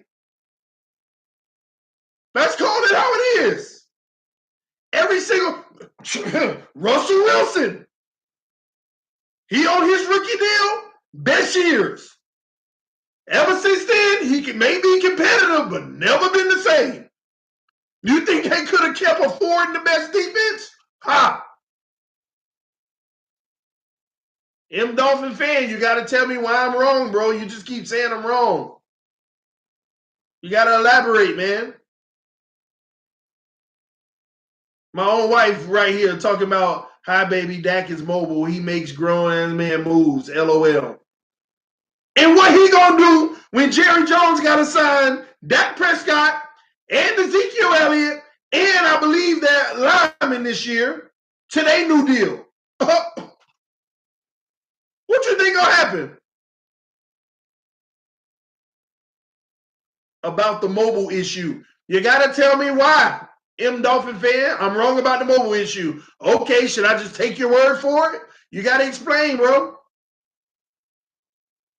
Come on, man. Listen, man. That formula is not sustainable. Because let me tell y'all why. Because when you got a mobile quarterback, let me tell you another thing. This is where teams mess up. It's one thing to have a mobile quarterback, but it's another thing where you got a mobile quarterback and then you put all your money on the O-line to protect them. I'm going to be honest with y'all. That's actually stupid. If he's mobile, you're supposed to be paying him to avoid pressure and get out of tough situations. Not put all your money on protection. That's the benefit of being mobile. He shouldn't have to have the best line because he can get out. But no, you know what they do? They pay the O-line great money, and then they got to pay him on his deal, and they wonder why the defense is the worst in the league. And they firing the defensive coordinator this year. And then 3 years later, they fired a new defensive coordinator. Then they're like, all right, we got to go back to the drawing board. Now they're talking about, well, our O-line ain't the same now because we done got more personnel on defense. See the rat race that teams live in? Y'all killing me with that. You're wrong, and that's not true. Explain. That's not true because X, Y, and Z. Let's have a conversation. Mobile quarterbacks are paid to run around. You are completely right. He'll be in shotgun all game. LOL. Exactly. You paying the O-line all this money, but you keep him in the shotgun anyway. And then he only look good when he got 7 seconds to throw. I'm going to tell y'all something. A lot of these mobile quarterbacks, their team is actually disguising the fact that some of them may just not be great passers. Yeah, they got a wide open man because they had 7 seconds. So it's a give and take. Do you want your quarterback to have all day and your defense up? Or do you want a great best defense in football and you got an average offense? Or do you want to go with what has been sustainable and looking for a well-rounded team? People are so wrong when they think that Brady is the reason the Patriots are so successful. You're so wrong. People ignore how many bad games Brady had. And yeah, it's not many because he's just a great quarterback, but he just does his job. People don't get that. All he does is his job. It's not that spectacular. He just does his job. My job says I have to call this play. My job says if that defense is in that he's just good at his job. Some of y'all go to work every day. Are you good at your job? If you are good at your job, you're just like Tom Brady. You're just good at what you do, and he's good at what he does. Because he studies what he does. He practices what he does. In and out all day, every day, watching film. Just doing his job. He threw a beautiful slant pass for 7 yards. That wasn't hard, but he did his job. Then why can't every quarterback do it if you think it's like that, TD? Because he actually does his job in its entirety. Some of y'all go to work every day and know that there's something you cut corners on, or you might take an extra break, or you might take 2 minutes long on your break. I don't know, but Tom doesn't do any of that. He just doesn't. Bill Belichick, can you give me the system? This is the system. I promise you, as this low draft pick, that I will study the hell out of this system and execute it to the T and never miss a beat, because this will be me. Robert Kraft say he walked in the building 4th on the depth chart. They drafted him and he was 4th on the depth chart. Robert Kraft said we didn't plan on keeping him long term. Maybe he turned out to a little something. We might be able to do this with him, or practice squad. But he walked up to Robert Kraft, first day meeting him, and said, I'm going to be the best decision you have ever made. Watch. That's what he said. Literally. He just operates the system very well. You are crazy. See, look, y'all think that Brady's passes are like, oh my gosh, I have to get it in this window or they're going to do this and do that. Oh, I got to make sure. No. Why you think it always looked like he about to throw a pick or this and that? Like, look at the Super Bowl. He was throwing balls that if the defenders just turned around, he would have picked it off easily. No. It ain't really that special. I'm going to be honest with y'all. What it is Tom Brady says, this play says this. In about 2.5 seconds, and I have an internal clock that gives me the perfect time to throw it and where my guy should be. Because I literally have it second nature. I run this thing all day. I practice this all summer. This slant play. Every play in our playbook, I practice every summer. 50 million times. I know everything in and out, back of my hand. Nothing is off limits. Hike. My man is supposed to be there. The defense gave me what I knew they gave me.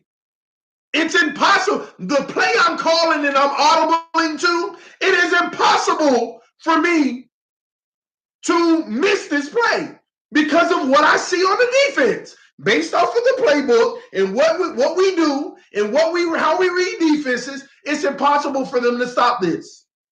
As long as the receivers do their job, long as the line of scrimmage gives me the time that it takes for me to read my progressions and find a man, as long as everybody's doing their job. Hike, 1, 2, 3. The defense looks the same as they're supposed to for me to have this success. I'm throwing it where it's supposed to be. My man is right where he's supposed to be. Completion, first down, on to the next one. But for some reason, we think that it's just this gene of, all right, this is the play, but we're going to switch this up. Oh my gosh, what's going on? Oh, man. Oh, I think I see somebody. Let me try to get it in there. Did I get him? No. They're not guessing defenses. They're not looking at defenses like, I think I can get it in. Let me try. No. All of that's already decided before the play even started. Pre-snap. We audibly calling out. We got a 1 high safety. Doing his audibles, knowing what I just checked us in based off of their defense, this is a guarantee. Right now, I got Edelman running the option route. If the linebacker go inside, Edelman's going out. I'm not even looking at Edelman. I'm looking at that linebacker the whole time. And they talk about, oh, they read his eyes. That's why they can't read Tom Brady's eyes. Because he ain't even looking at Edelman. He looking at the defender. He went inside. Now I'm looking at Edelman. I know I got you. Bam. He's just doing his job. That's all he's doing, is doing his job, man. But you have to have everybody around him doing their job for it to be successful. You have to. Everybody got to be doing their job around him. And that's what Flores is going to bring to this organization. Everybody around him doing his job, doing their job. You don't have to have that elite quarterback, that first-round pick that was high and mighty in college that you think. Look at how many done come and gone, man. That's what I'm trying to help y'all understand. Like a well-oiled machine, exactly. Well-oiled. Well-oiled. You think the Patriots care that they lost Brian Flores? People out here, oh, the Patriots probably not happy that Flores came to Miami. They don't care. It was their job to get that man a job. It was their job to develop. It was Bill Belichick's job to get his staff a job. Bill Belichick, that's what probably makes him even more happy. I'm producing guys that I'm able to send off to do bigger and better things. Who's next? I've been seeing what you're doing, and Brian Flores has been telling me about you. You've been calling these cornerbacks, man. I want you to step up the defensive coordinator this year. Take over for Flores. Let me see if you can step into those big shoes. Come on, man. Who's that, man? Come on, man. This is real football, man. I'm telling y'all, all the quarterbacks in that mobile quarterback, and oh my God, here's what scares me, y'all. If you understand the logic of what I was just telling you, right? Here's what scares me.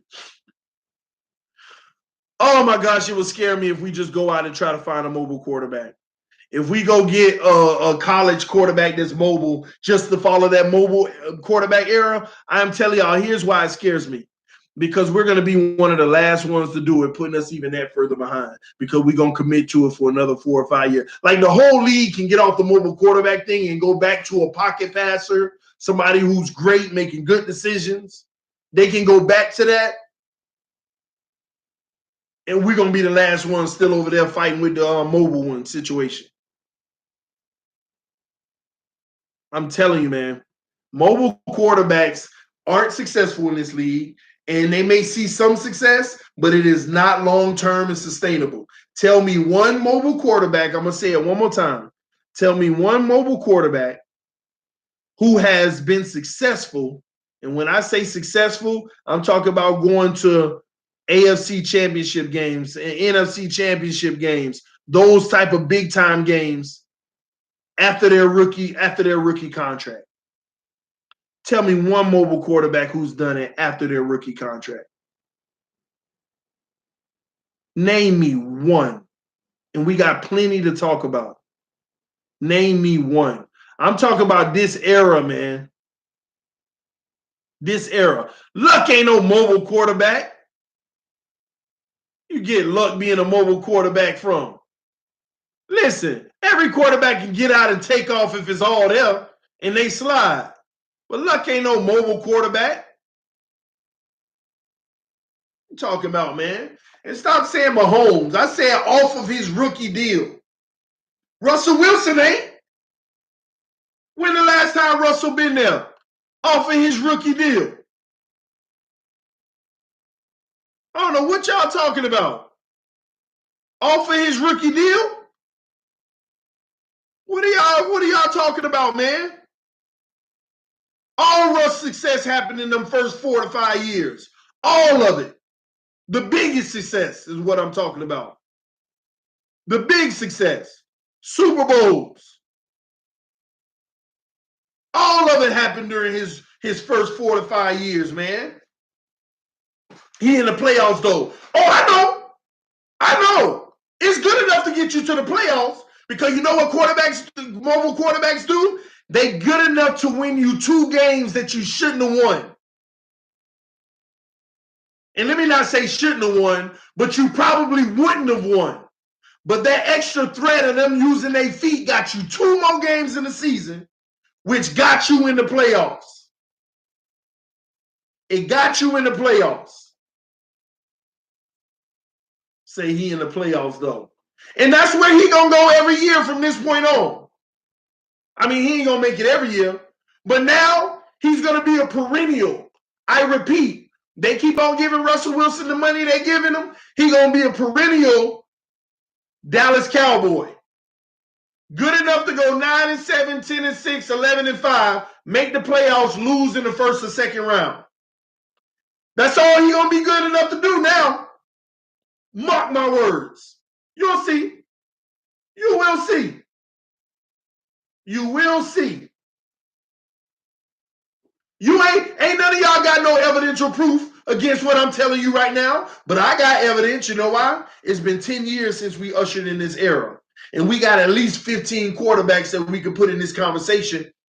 And I ain't wrong about none of them. Name me one mobile quarterback who got off of their rookie deal, and they've been to the big dance or the championship round. We talking last 10 years. I don't think McNabb probably last 12 years or 13. We talking last 10 years. There ain't none. So when are y'all going to open your minds and your brains up and think about it? You mean to tell me all of those quarterbacks who were supposed to be the next coming of Peyton Manning, Dan Marino, Tom Brady, they were all deemed the next this and that. And I'm guessing the number, but I'm going to say about 15 of them. All of them, once they got off their rookie deal, none of them seen the same success. None.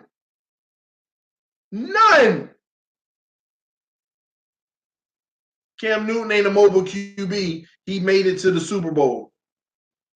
He ain't a mobile QB. He made it to the Super Bowl. Did we just talk about this? First of all, Cam Newton is a mobile QB. And second off, because they got design plays for him in the red zone. He's a mobile QB.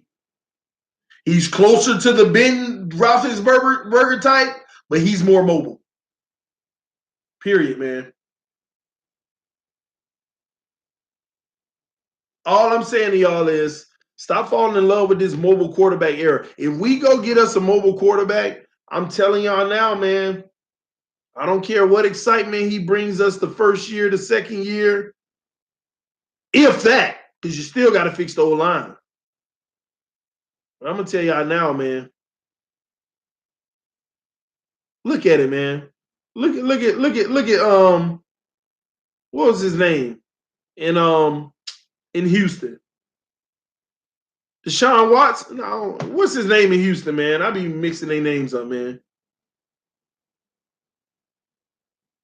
What's his name in Houston, man? The quarterback.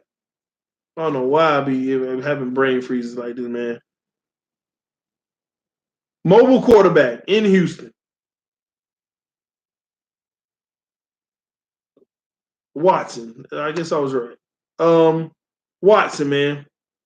Same thing. Good enough to be explosive all year, talking about how he traveled on the bus and he couldn't fly with the team because whatever was wrong with him, and he's been playing exceptional, using his legs. Get to the playoffs and don't even look half of what he was.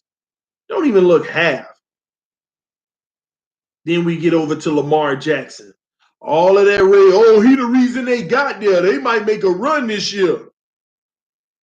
I can't even say he didn't look half. He didn't look 2% of what he did in the regular season.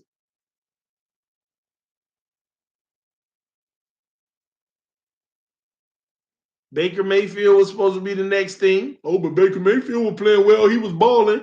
What happened? So you mean to tell me the Browns got their quarterback and they still missed out? How that happened? Because it's all about the quarterback, right? The Browns got their quarterback. He's on the Browns, though. Say what you want. But they got their quarterback. He played good, TD.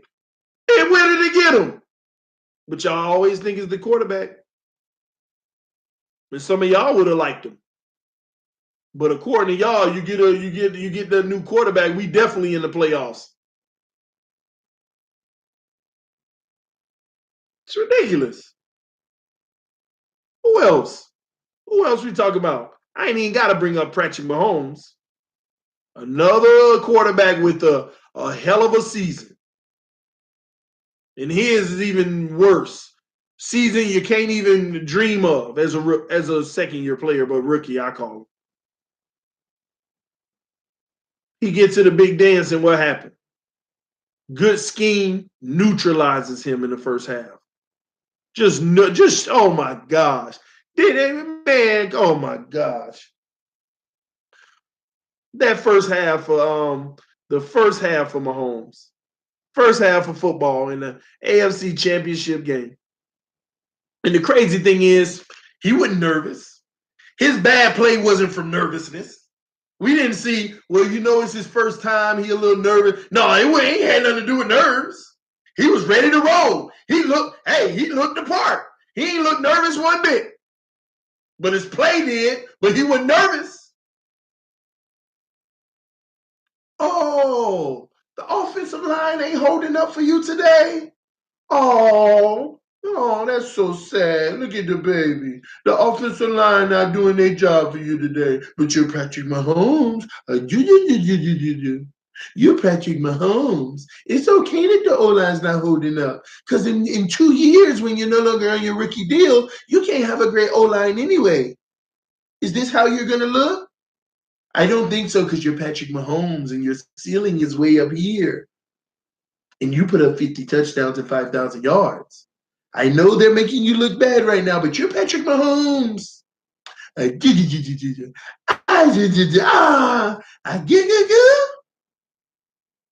what y'all doing.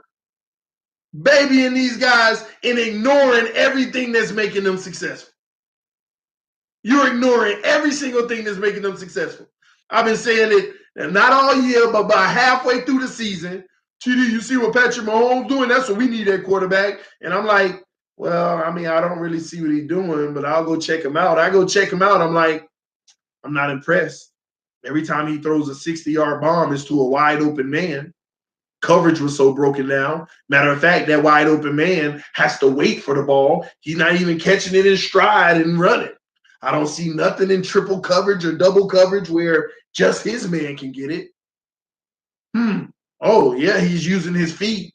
But the crazy thing is, when he uses his feet, half the time he's not even escaping pressure. He's 1 second, 2 second, 3 second, 4 second, 5 second, pause. Everything over here is clear. And my O-line got a wall over here. I could probably stay over here for another 3 seconds until somebody come open. But you know what? I'm just going to roll out since nobody's over here. He rolls out. Next thing you know, that side's empty. Oh, he got you 22 yards. See that pocket presence? Oh, my Jesus.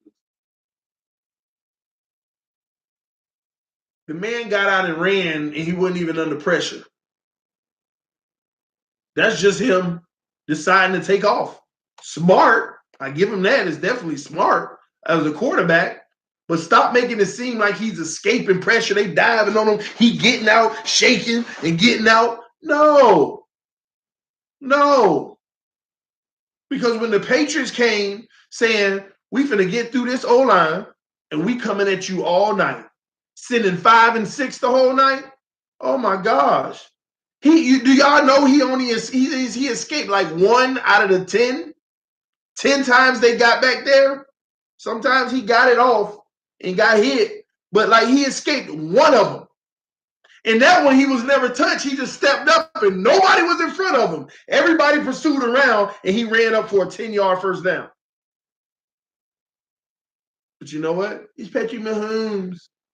But guess what? When that rookie deal is over and defenses are getting through that line more often, we're going to have another Cam Newton on our hand. We're going to have another RG3 on our hand. But no, TD, he threw 50 touchdowns, 5,000 yards, though. That ain't what Cam and all of them did. It's Patrick Mahomes. And this is the main problem in the league now. Teams fall in love with stuff like that, and they not even looking at the whole picture. All they see is Patrick Mahomes. I hope that the football enthusiasts and the football brains have come back down to earth after the Patriots neutralized him in that first half by just getting pressure on him. Something he hadn't dealt with all season. All season.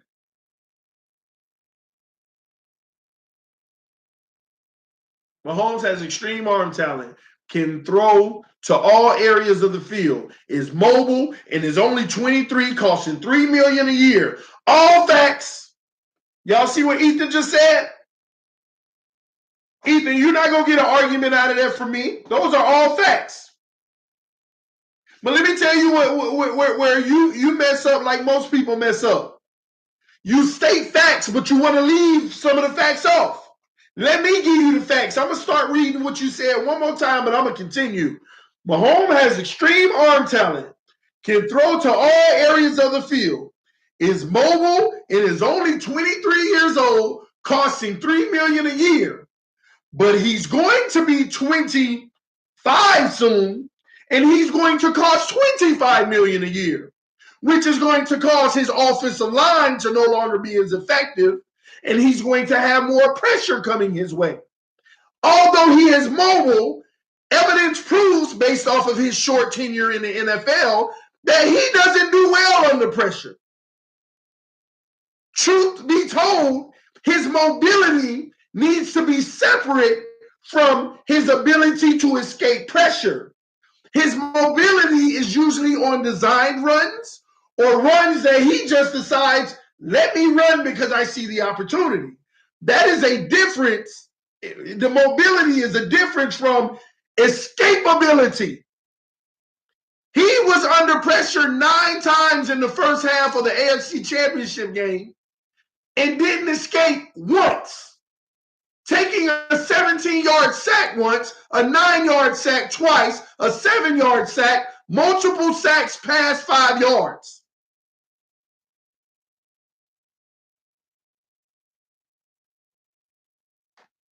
That's all I'm saying. When we praise these guys, let's tell the full story, though. So that when 3 years from now, when he ain't got the same team around him, we can come back and not be so shocked. Or his fan base, we ain't them, but the fan base can have some common sense about it and say, when they start saying the coach sucks, we need a new coach. We done had Patrick Mahomes, we wasted his best years. No, you already got the best years. His 4 years that you were paying him $3 million per. We wasted his best years. Ever since we signed him on a big deal, we can't even protect the man. We can't even give him a defense. He always got to have shootouts and still lose. Oh, really? We need a new coach. Another coach fired, and it's a good coach. It's a good coach. Another player over here fired. He's the reason, not the... No, the problem is you fell in love with a player. Nothing's wrong with falling in love with the player. But you chose to go down the path of a mobile quarterback. And while he's in his rookie deal, you're going to see great success. Same thing with the Cowboys right now. Dak Prescott rookie year. Oh, he the next Troy Aikman. He get 2 injuries. Second year, he get 2 injuries on the O-line. Ezekiel Elliott gets suspended for 4 games. And now the whole fan base, Dak, he can't handle a team. He ain't looking good. Oh, how did it change all of a sudden? First, he was the next Troy Aikman. Now, all of a sudden, it's him? It was never him. Circumstances change. Oh, but this year you got your running back, and you have a few O-line problems, but you get most of them back. You get your O-line back, but you have a few that miss a few games here and there, but you skyrocket into the playoffs. You win a first playoff game.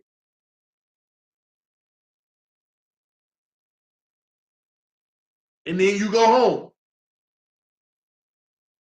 But what you think gonna happen whenever you gotta pay him off of his rookie deal, and you gotta pay Ezekiel Elliott off of his rookie deal? What you think gonna happen? You can't have all the same stuff around you. That's why it's only one way. You can build a team to win a Super Bowl right this year and maybe even 2 years later, but then you disappear. Your era came and gone. It's like the Baltimores of the world. They got in there and got one. It's the Seahawks of the world. They came in and got one. It's all those kind of teams. The ones that never make it, but they slid in and they got one. Or lost one. But they got there. But why they ain't staying there? Why they ain't sticking around? Why aren't they sticking around? Look at the Pittsburgh Steelers. You know why it's hard for them to ever get back? Because they got all those big names. And now they fighting not to pay one of them. Why you think they fighting not to pay them? They want to run them in the dirt and franchise tag them and not give them a long-term deal because they ain't stupid. They know you can't afford everybody. You can't afford, especially when these quarterbacks and running backs, they get the big chunk money. The receivers, they get the big chunk money. You know the best offensive guard in the league is going to be, you could get one of the greatest old guards in the league for 9, 10 million. But your quarterback, 25. Your receiver these days, 14, 15. Your running back, you see what I mean? You can't get it all. You can't get it all. And there's only one team that's had a formula where none of that matters. And that's where we need to be. That's all I'm saying to y'all. We need to be to the point where none of that matters. You know why? We got great coaches. It's all coaching, man. We got great coaches. We can take this five rated offensive lineman and make them a 7.5 and look at them getting little money. That is a design plan for the Patriots to have. Look at their receivers. That's why I'm happy about our receivers and running backs right now. Look at their receivers. Just keep a whole bunch of guys. In the offense that we run, we spread the ball out so much that it's going to be rare that you have a Pro Bowler. It's going to be rare that you have a 1,000-yard guy that builds an ego and want the big money. It's going to be rare. And if they do make it that big with the Patriots and they want a big deal, we usually let them go. We only keep like 10% of those guys. We let them go. He don't keep the big names. He's on the record. If you've gotten that big, then, go get your money. Facts, y'all. Let me give y'all another facts. The Patriots wanted Amendola.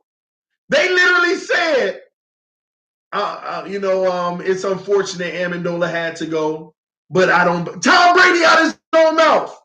Man, it's unfortunate Amendola had to leave. We would have loved to have him back here, but I don't blame him. When you get that chance to go get your money, you got to go get it. It's been that way for a long time around here. Amendola had earned that contract with the Dolphins, y'all. Y'all looking at it, but it was Amendola. It don't matter. The man only getting like $7 million. That ain't even the $15 million receiver money. But he's worth $7 million. He is. Some of y'all may be like, I don't like. No, in a system, we just need you to be reliable, catch some balls whenever you can, just like you did for the Patriots. He did that. Amendola did good 80% of the time for us. Success. I don't care that he wasn't explosive. He was never going to be explosive. That ain't what we brought him in for. I'm telling you, Greer has been shaping his team the way the Patriots been doing it for a while. We done stockpiled the wide receivers. Y'all go look at the depth at wide receiver. We got so many of them and we mix and match them so much, nobody's going to get off. Nobody's going to get so successful that they get to leave the team. It might happen once every 4 years where one of them is good enough to where other teams want them. That's the leverage you want as an organization. Now you ain't got to deal with the receiver that won $14 million and hurting your O-line. Same thing with running backs. We got like 5 of them, y'all. Gore was just a veteran to make sure that these young ones don't get off and when they new deal come up, they leave. We need a veteran who can handle the rock as we keep developing these young ones and keep them around. The Dolphins are kind of like, let's keep these young guys. In about 2 years, all of them going to be up for new contracts. But guess what? We're finally going to have talent that doesn't demand max dollars when they hit free agency. We are finally going to have talent that can't demand big money after free agency. I mean, after their rookie deal. You think they don't believe in Kalen Balazs? You think they don't believe in Bolden, Drake, Grant, all that? Y'all know the talent these guys are. Speed threats and everything. They can go be slot receivers on other teams starting. They could be getting minutes or they could be in that game. But they being somewhat suppressed. Why are they every week? Why are they running Balazs more? Next you know we see Balazs. Why are they running Drake more? Next you know we see Drake. Why are they running Bolden? Now they running Bolden. They never intended to say, we gonna run you and you. Y'all our guys. I think they have always intended the whole season, we gonna spread these guys around. Everybody gonna be touches. This game might be that person's game. This game might be that person's game. None of them are going to get big enough so that when they come off their rookie deal, we're going to offer them, like say one of them going from $2 million, and if they were on another team balling out, they might be up for a $13 million contract. Now we get to offer them $7 million, and they're going to take it because other teams don't know you like that. You haven't proved it. That's what's going to happen. That's why I like what they're doing. They're stockpiling. We're good at receiver. We're good at running back. I'll be honest, I wouldn't be surprised if the same thing didn't happen at tight end. Think about it. You got a rookie starting in Gesicki, but you heard other tight ends name more than Gesicki. They kept Gesicki on the line of block more than anything, even if it wasn't successful. Majority of his plays in the passing game, he was just strictly just block. I believe the playbook could have even opened up more, sending him out on routes, but nothing could ever develop. So forget that route, tight end just block. We got a roster full of young talent. Full of young talent. And a lot of them about to re-sign their deal off of their rookie deal. And then the Miami Dolphins will finally be able to breathe and say, we probably are going to avoid these big ego people for a long time. Now we can finally make progress. Think about it. You can make progress as a team, and that one ego player can ruin it all. Ruin it all. Look at what's happening with Antonio Brown. We paying you all this money because you're part of our ultimate plan. Now, if we end up trading you, we still got to pay that salary, and we hurt in other areas, and we don't have the talent in that position now that we wanted because you were a part of this big picture. It's hurtful to an organization. It sets you back. Now you got to replace that position, and it's AB. It's hard to replace. You can go get a first-round receiver. Devontae Parker ain't going to be replacing him. Think about it. Name all the recent first-round pick receivers. It ain't easy to find them. But you're still on the hook for that money because you traded them. Unless you do a deal where that team absorbs the salary. It's going to be hard to do because now you got to trade the value for him. You got to literally, you're going to be getting that amount of cap space in draft picks or something. But he really good. Yes, he is. But not good for an organization. He's good to go to those dumb teams that's going to pay him a lot of money, but they're going to lose. That's why I tell y'all, people better start to learn. Players who look good in their first contract, and they start that talk about, I want to be the highest paid. Get them off the roster right now. And I want Xavier Howard. I know y'all know I'm bringing that up, but I want Xavier Howard. But I'm going to tell you, Brian Flores ain't going to like that. I want to be the highest paid. I understand that, young man. But I'm going to tell y'all now, That speaks about his character to begin with. Did you ever hear Brady say, I want to be the highest paid? And he should be. He ain't even close, y'all. Y'all know I don't even think Brady in the top 10 of what quarterbacks get paid in the NFL today. I don't even think he top 10. Because it's about the team. It's about the team. Period, man. It's about the team. I'm telling y'all now, players that be like, I want to be the highest paid. They know that them becoming the highest paid is also going to hurt something on the roster. It's going to hurt something. Do y'all know that there's a certain amount that you pay for a player? Like the average cornerback in the league might be $7 million. Highest $15 million.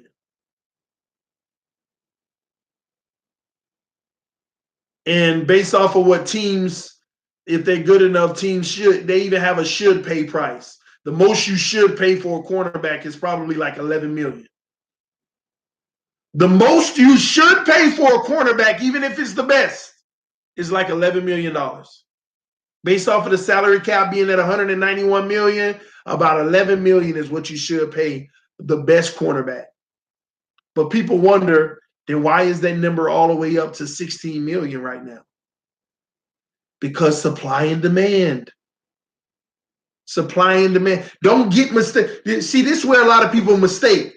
They mistake what you should pay for a player versus supply and demand. The highest paid corner should be getting paid like $11 million. Supply and demand allows the highest paid corner to get paid $16 million. It's hard to find an elite one. So if you go find one, you got to pay more than what you should. But anytime you're paying more than what you should, that means there is another position on your team that you're paying less than you should. That's why they have a set number. I'm guessing right now when I say that number is about $11 million is what you should pay, but I promise you it shouldn't be too far off from that. It shouldn't be too far off from that. This is a fact, y'all. When you look at what you should pay a great player at a position, and this ain't what you should pay them based off of supply and demand. Just straight up from an organizational standpoint, if you take the $91 million and you take importance of position, you take average of what the players get paid in the league, and you should come up with a salary cap that comes up to exactly $191 million, and every position has an exact amount of what should be paid. That number. And for cornerbacks, I'm telling you, it's somewhere around $11 million. But when you pay 16, I want y'all to get this in y'all head. So when y'all start arguing with me, and y'all keep on coming in the chat section saying, this YouTuber said this YouTuber said that, please listen to the fact. When you pay $16 million for something that you should pay $11 million, but you can't pay $11 million because they'll go get 16 somewhere else. But when you pay the 16, you need to understand you are overpaying in that position, but it don't matter. Pay the guy, okay? But please understand that when you sign on this dotted line, you are acknowledging that there is some position on this team that you are underpaying to make that happen. I don't care, sign it up. Then don't complain when the quarterbacks keep getting burnt. We need a new corner. What are you talking about? How? Don't pay one. How? It ain't our money. No, they got to maintain a balance sheet. A balance sheet. They have to pay a certain amount. And the only way they get away with it in the front office, they'll do something like what they did with Tannehill. That's what a lot of y'all forget about Tannehill, what he did for our team. We got in that same trouble paying Rashad Jones, Cam Wake, and all those guys big money. We got in trouble. So you know what they did? They said, Tannehill, we're not going to take your money, but can you please come and sit down with us and restructure? Well, yeah, I'll come in. Yeah, of course I will. And what did they do? So Tannehill, I don't know the exact numbers. I can look it up, but I'm giving you an example of what happened. Your average salary is $19 million a year. We got a lot of salary this year, and we're trying to renegotiate your deal. Can we give you 14 this year, 15 next year. So we're cutting you short $9 million. But the year after, you're gonna give us a cap hit of $24 million because some of that'll come off. The see what I'm saying? Oh, the endowment, not the endowment suit. Free, he comes off. That was so you can pay Tannehill for helping you out earlier. Who else? We can't pay Landry. That's why we in these problems now. We can't pay Ajayi, and we don't trust paying him. Pouncey, he's been injured too much, and he's costing a pretty penny. We got to get under this cap. We got to get in a lot better position come next year because Tannehill already restructured to help us. The man already took 3 years of a low deal, low money. Now he on the back end and get the big money. Now, y'all be like, oh, why would we have Tannehill for $24 million? You back paying. His contract don't constitute $24 million a year. Do you know some people even right now in their mind, Tannehill costs $24 million? Oh, no, he's not worth it. Because they don't even know the ins and outs of our books. They think that Tannehill annual salary is $25 million. Right now, I text people throughout the day, and Tannehill contract $25 million a year. No, we should have been. You don't even know what you're talking about. That's why a lot of people want him gone even more. Some people want Tannehill gone from his play. Okay, that's your opinion. I get it. But it's even worse when the people say for $25 million a year. No, it wasn't $25 million a year. He renegotiated to help us. Now this is the back end where he gets paid. Why do you think if they cut him, they still on the hook for $13.4 million? Dead cap. Y'all wrong if you don't think Tannehill walking out the building with a nice check and gonna go get another one with whoever he signed with. If that happens. Why you think there's dead cap of $13.4 million? Because you still got to pay that man his money that you renegotiated the contract. He helped y'all out by moving his money later. Period, man. Period. Y'all got to understand the business behind it. He helped them out. But my whole point in all of this is, remember, if you paying a guy that you should pay $11 million just to get him 16, you are signing on the dotted line acknowledging, well, I'm overpaying in the cornerback position, but I am underpaying in another position on the team. And the sad thing is that other position might just be the other corner. Like the Dolphins might come into a year saying, we have a budget for cornerbacks of $20 million. Think about it, y'all. If X gets 16 of it, what the opposite of X? How much? What you think? What you think? What you think that's gonna be? You got $4 million left to split between whoever gonna start on the opposite side plus the backups. 3 players spending $4 million. Your starter on the other side already ain't no good. Period. Ain't no good. And then you wonder, we need another corner. I get that's why you got to get it in the draft, because if you go in the draft, it's a little bit of money. You could be a first round pick. He could be the 13th overall. You're gonna pay him like $6 million a year on that rookie deal. If he turns out, what if he's a bust? Look at Devontae Parker getting $11 million from us. Think about it. Devontae Parker, first round pick. His contract was progressive too. Get more on the back end. 11 million, y'all. Devontae Parker right now is getting 11 million. 11 million. Nobody talk about that. We got bad contracts all through the team because our first round picks ain't even panning out like that.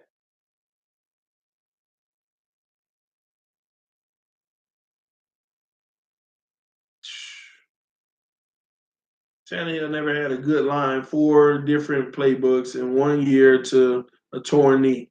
Again, not his fault. So that's what I be saying, but I'm sympathetic to other people's opinion on it.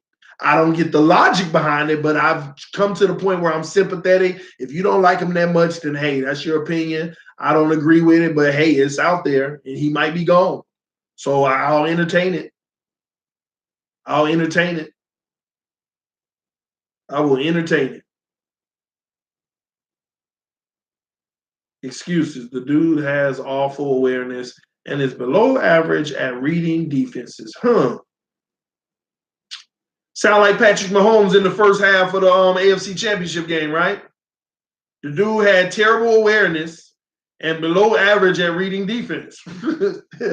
Oh, what was the common theme there? Offensive line wouldn't hold up. Oh, but when you look at a Patrick Mahomes, all you know is a great offensive line and never in trouble. But he don't get that reputation.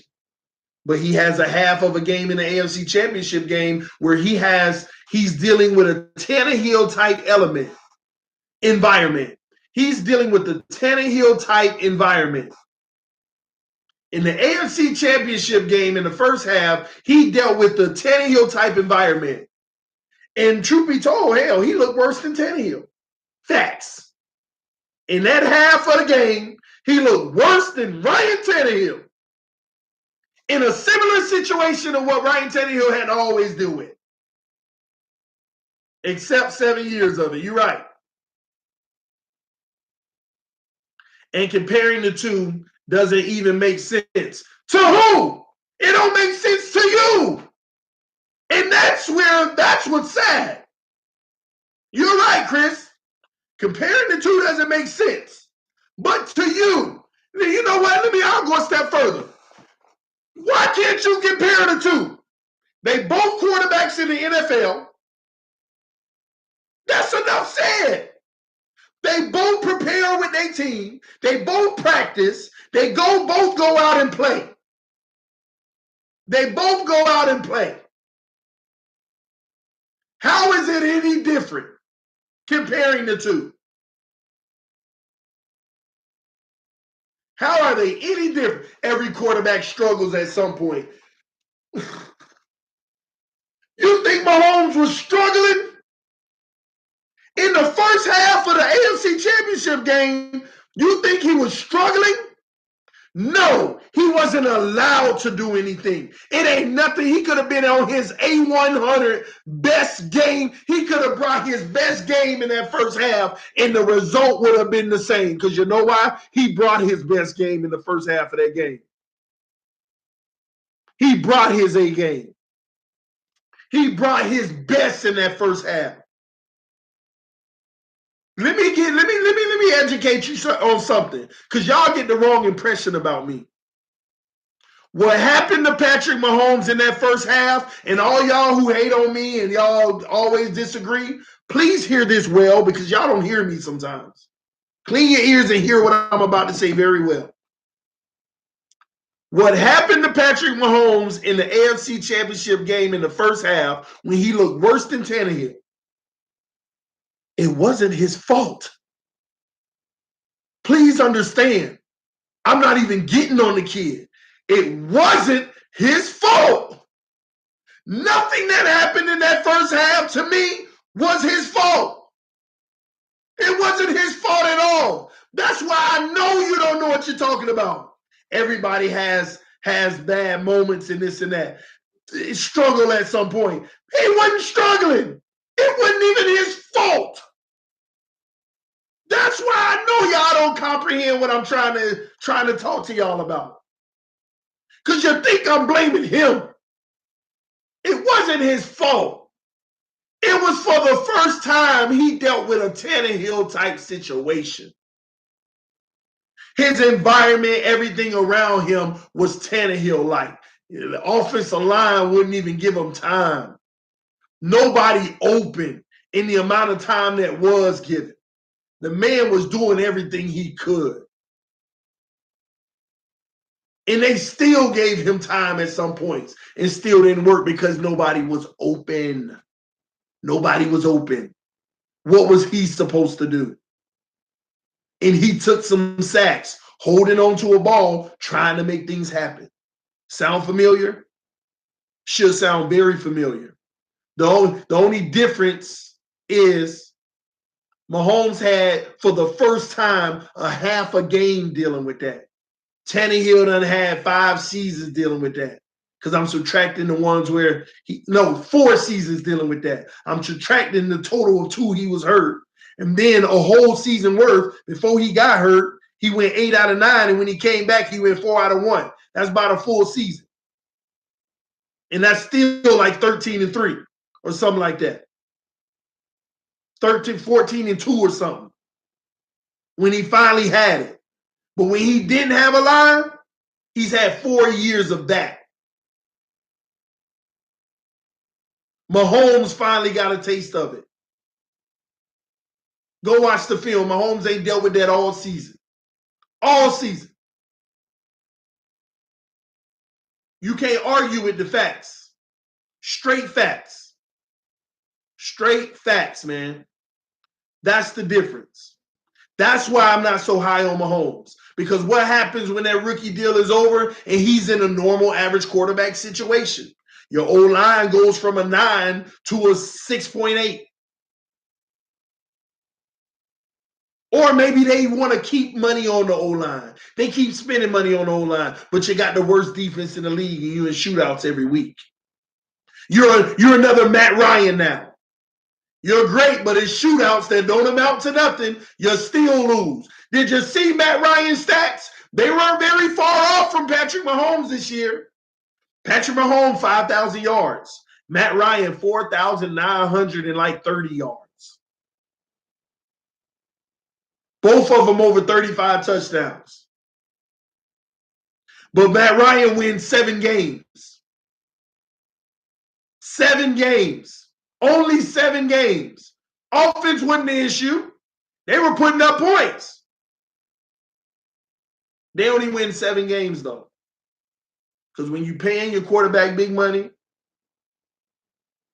especially if you're overpaying what a quarterback is worth, because, hey, they quarterbacks, you got to have the good one. 20 teams in the league overpay for their quarterback right now, but they had to because they had to get the quarterback. That's what people don't realize. About 20 teams in the league overpay for their quarterback right now. If they're not on a rookie deal, most of them overpay for their quarterback. Believe it or not, Tannehill's $19 million per year was actually fair. There were quarterbacks that were getting 24 a year at that point. Look at what they're about to be getting now. You're blaming Tannehill for his surroundings. You're just stuck on your opinion without listening to facts. That's usually what it is, Adam. It's usually what it is. Christopher, what are you talking about? Shaking my head. What? Let's see Tannehill lead one team to the playoffs. More build him out. You mean the season where more Tannehill won 8 out of 9 games? Tannehill won 8 out of 9 games that year. That you say Moore bailed him out. He was hurt. How did he get bailed out? Tannehill don't get credit for the playoffs because he was hurt. But he won 8 out of 9 games. Chris, you really have a bias. You say you are biased as hell. You're biased. Tannehill won 8 out of 9 games that year.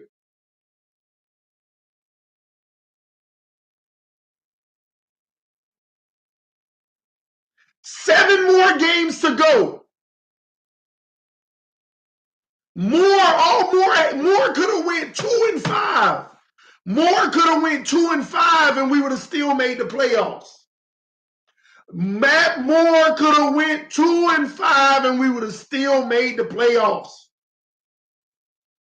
Tannehill won 8 out of the 9 games that season.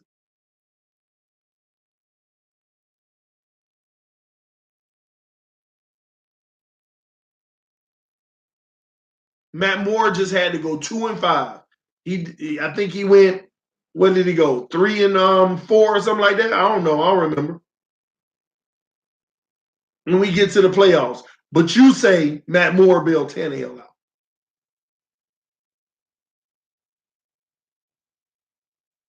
He couldn't even average 200 yards a game to finish the season. Y'all see what I'm talking about? People that don't know football, they looking at stats. How many times I got to tell you Russell Wilson had a game where he had 78 yards, 1 interception, 0 touchdowns.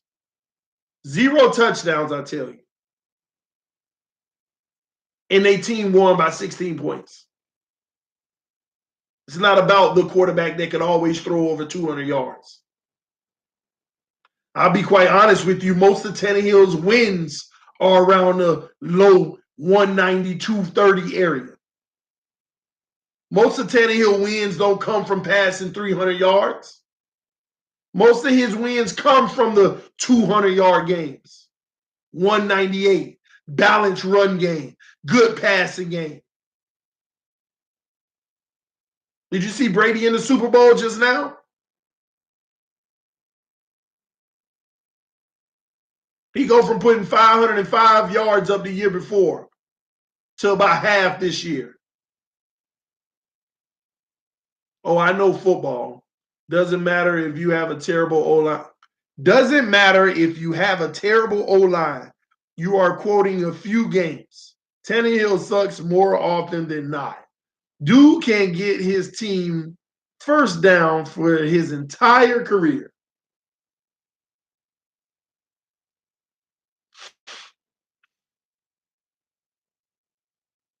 I can't argue with you, Chris. I can't argue with you, bro.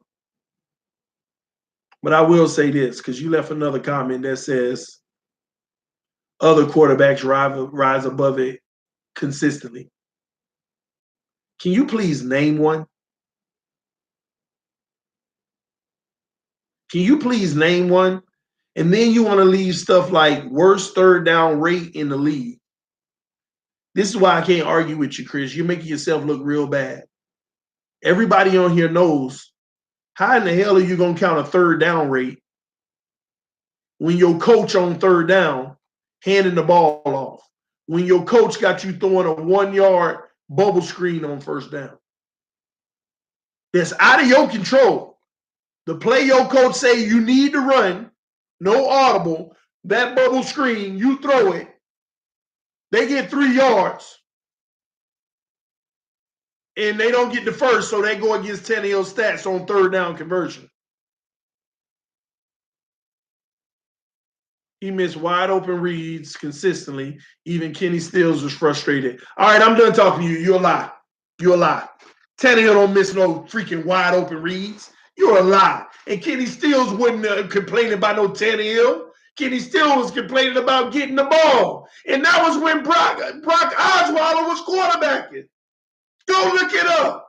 When Kenny Stills started complaining. And then when the game went after that, when Tannehill came back, he complained again because he's running blank routes. Hey, I'm open. Oh, my quarterback already getting off the ground. How he gonna blame the quarterback? The quarterback was on the ground before you was even open. Go watch the film. Quarterback is on the ground before Kenny even become open. Kenny turn around looking for the ball and see his quarterback already getting up, not going down, already on his way up, getting picked up already. Of course it's to frustrate him. I can't throw myself the ball. That's what he said. He can't. Those are straight facts. But you know what? Y'all hate Tannehill so much, you want to say, see, because it's Tannehill. That don't mean Tannehill. It means he can't throw himself the ball. That's what it means. That man was frustrated with Brock because Kenny still is the deep ball threat. And Brock couldn't throw a single completion past 15 yards. You know football. Not enough. How about that? And forgive me if I'm offending you. Because I'm a good guy. When we debate this stuff, man, I go in. I kept making excuses too. I don't hate him. I advocate and root for him for 6 seasons. This 7th season, he proved he hit his ceiling. And that's funny to me Because the first 3 games, he looked really good. Patriots demoralized our team just like they did the Rams. They just had a better scheme. That was coaching. That 4th game that we got demolished, that's straight coaching when you get demolished like that. Straight coaching. They jammed them small receivers. They were hut, bam, on our receivers. Our receivers, Albert Wilson and Jakeem Grant, literally hitting the ground. Tannehill look up, the receiver that he's throwing to on the ground. Go look at the film, Christopher, because I don't think you watch it enough. Tannehill looked good coming out this season. Cincinnati game, it was a rough game. He didn't look trash until Larry Tunsil went out. In the replacement, oh my gosh, 3 hits on Tannehill, back to back to back, unabated to the quarterback. Let me repeat, unabated to the quarterback. Ain't nothing a quarterback can do. Hike, a man coming straight at you, nobody even touch him. Then he gets hurt. So if I stop the season right there, Tannehill looked real good this season. Patriots game, nobody showed up. He looked real good. He come back from injury. Let's not forget he came back from injury. Shoulder wasn't even 100%. Came back from injury. That's what we want to ignore as well. Came back from injury, man.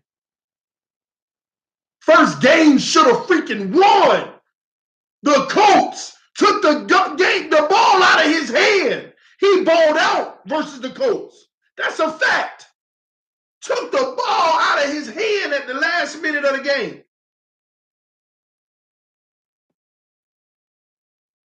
Took the ball out of his hand, man.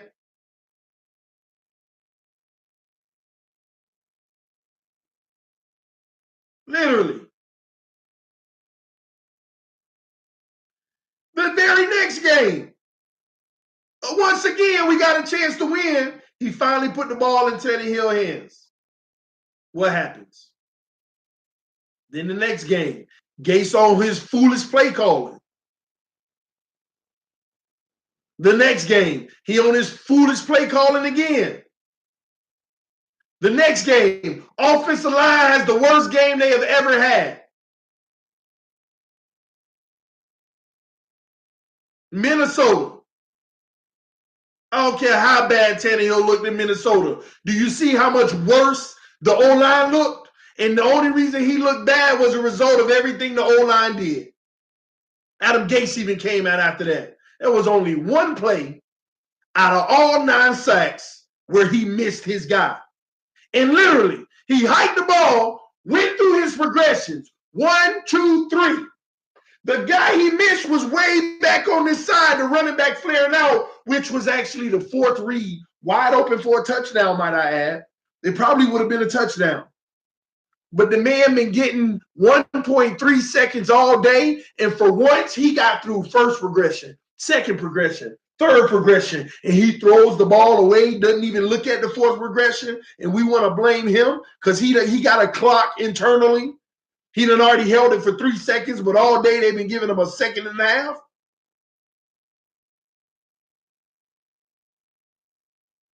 And after that, he didn't do anything to help his case, I admit. Just didn't look the same. After that game, the Minnesota sacked him all across the field. He just didn't look the same. Had some bad games. But Tannehill got it in him to win. But we have never done our job to help that man and do what we were supposed to do for him. Never. We just haven't. We haven't, man. And it ain't cool. It just ain't. He ain't no Tom Brady. He ain't no Aaron Rodgers. He ain't none of that. He is a good quarterback. He is what you need to go to a Super Bowl. You know why? He can get the job done, and you can pay him less. Let's be honest. This $19 million a year that Tannehill got, he was up after his first contract. He was due. It's time to pay me. What does quarterbacks go for? Y'all paid me. Thank you. I don't even think it was a case of, no, don't do 17. We want 19. I just think the Dolphins probably said, we want to give you 19 a year per year for the contract. And he said, okay, it's signed. I don't even think it was a hard negotiation. No, we want this, we want that. I don't even think that's what happened. And it's gonna be the same guy that come in and be like, it's okay, man, just pay me $15 million a year. Let's keep riding out. Fix the team, man. Can you please give me some help on the O-line? He'll be the same guy to do that. But instead, some of y'all want to bring in Nick Foles and pay him. Think about what you think Nick Foles is going to cost a year right now. $24 million, $23 million? Even more, y'all. So once again, if you already at Tannehill's 19 per average, if you already probably paying him $2 million more than you should, then Nick Foles, you're going to be paying $6 million, $7 million, $8 million, $9 million more than you should. And that's all cool. Pay him, but just make sure you sign it off on another position is being underpaid. Another position is being underpaid. I know we keep going, man. It's getting real late. Some of y'all saying peace out. Y'all, I done kept y'all up late. Some of y'all East Coast is already 1:37 where y'all at. It's 12:37 where I am, man. It's TD Fans Talk, man. Just had to have this conversation, man. Had to have this conversation. I'm excited about our future. Whether he gone or not, or whatever Flores decided to do, I'm all behind because I know it's going to be a great decision. I know it's going to be a great decision. And I'm going to tell y'all now, if we do get rid of Tannehill, it ain't had nothing to do with Tannehill playing ability. I think it's going to end up being, if we do, it's going to be solely for the simple fact of we need to cure our salary situation. And not saying Tannehill was a bad contract, but we got to start curing these things. We got to cure these salary situations. Let's go in the draft, get a guy that we're only going to pay about $3 million a year for 4 years. Even if he ain't the guy, he don't turn out, we'll ride out with that, but we need to fix our team around this guy, and then we can go try to find the player we want. That middle of the road quarterback is all we need. Or the guy that we picked up in the draft turns out to be that guy. But don't ever for a second think Tannehill wasn't capable. Yes, he was. Just our team was never ready. And then when we were finally ready, and I agree, earlier this year, we were ready. We could have made some noise. But them injuries hit us. Them injuries got us, man. And last thing before I go, y'all, all y'all who hate Tannehill, here's how I look at it. If y'all say he's bad, right? Sometimes I just want to say this to y'all. At least consider the fact of imagine him with the actual good O-line, though. All the times he went down and we were like, oh, think about it. At least about 15 plays a game, the O-line has negatively impacted us this year. On average, about 15 plays a game. See, sometimes it ain't even a sack. It's just a rush throw that had to happen early because the pressure was coming. See, we don't talk about those either. They end up being incomplete or thrown out. Just imagine if we had a great line, and out of those 15 times where they screwed it up for us in the game, if only half of those weren't screw-ups. Just having a great line. Tannehill can suck all y'all want, but having half of those plays back, just from having a good line, would change y'all entire look on Tannehill. I don't expect y'all to see it that way, but if you use your mind and your brain, you might see what I'm talking about. Just give him half of the sacks that he goes down. He stayed on his foot with good protection. You know how many times we've seen wide open men, but the quarterback was already down? I don't care if you think he's inaccurate, which he's not.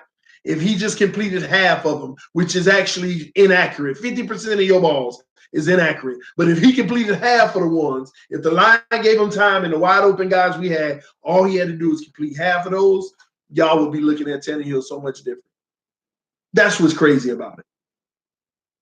That's what's crazy. Give him half of those back. Yeah, but you can't give him half of those. Wouldn't have helped much. Tunsil is the best lineman we have and plays left tackle. Okay. The pressure's still coming right up the middle. See, now you're trying to use that left tackle thing. That's the most important position. It's the most important for his blind side. That's why I'm surprised he ain't been hurt more than he has. Thank you, Tunsil. So you're right, Chris. But once again, leaving out the importance. Because the pressure been coming up the middle all season. Straight up the gut. Play action, turn around, bam, right in his face. And talking about it wouldn't have helped much. Your hate is real for him. But that's all right, man. Ain't nothing wrong with that. At least you solid with it. I give you that. In my opinion, you dead wrong, but at least you solid with it. This TD Fans Talk, y'all. Love y'all. Thank y'all for tuning in, man. We still got 38 people in here, man. Thank y'all for tuning in to TD Fans Talk, man. Been here for 2 hours and 30 minutes, man. But hopefully y'all enjoyed the show tonight, man. I'll be coming to y'all more and more often. But I am in the process of moving to Florida, like I was explaining in the beginning of this stream. So time has been limited as of lately. Got to prepare for this move. This is a big move for me and my family, man. But thank y'all for tuning in, man. Thank y'all for y'all love. Thank y'all for y'all support. But I'm urging all y'all, calm down. Stay away from all these rumors. Stay away from the sources saying. Stay away from all that crap, man. Let's wait to see what happens. I honestly don't think they're going to keep Tannehill because they need to cure the organization from salary and everything. But real talk, I wouldn't be surprised if he's back, if he's not back. And if he's back, y'all already know I'm a gloat in everybody's face. Because the reality is they don't know yet. I don't think he'll be here, but they don't know that yet. We don't know yet. Okay? Signs may be pointing that he's out, but we don't know. And that's for every move that they're talking about. Let's wait to see what happens. This TD Fans Talk, y'all. Peace. I'm out, man. Let me go hop into bed. I already got to get up in 4 hours and get all the babies ready for school and everything. I'm out, y'all. Love y'all. Peace.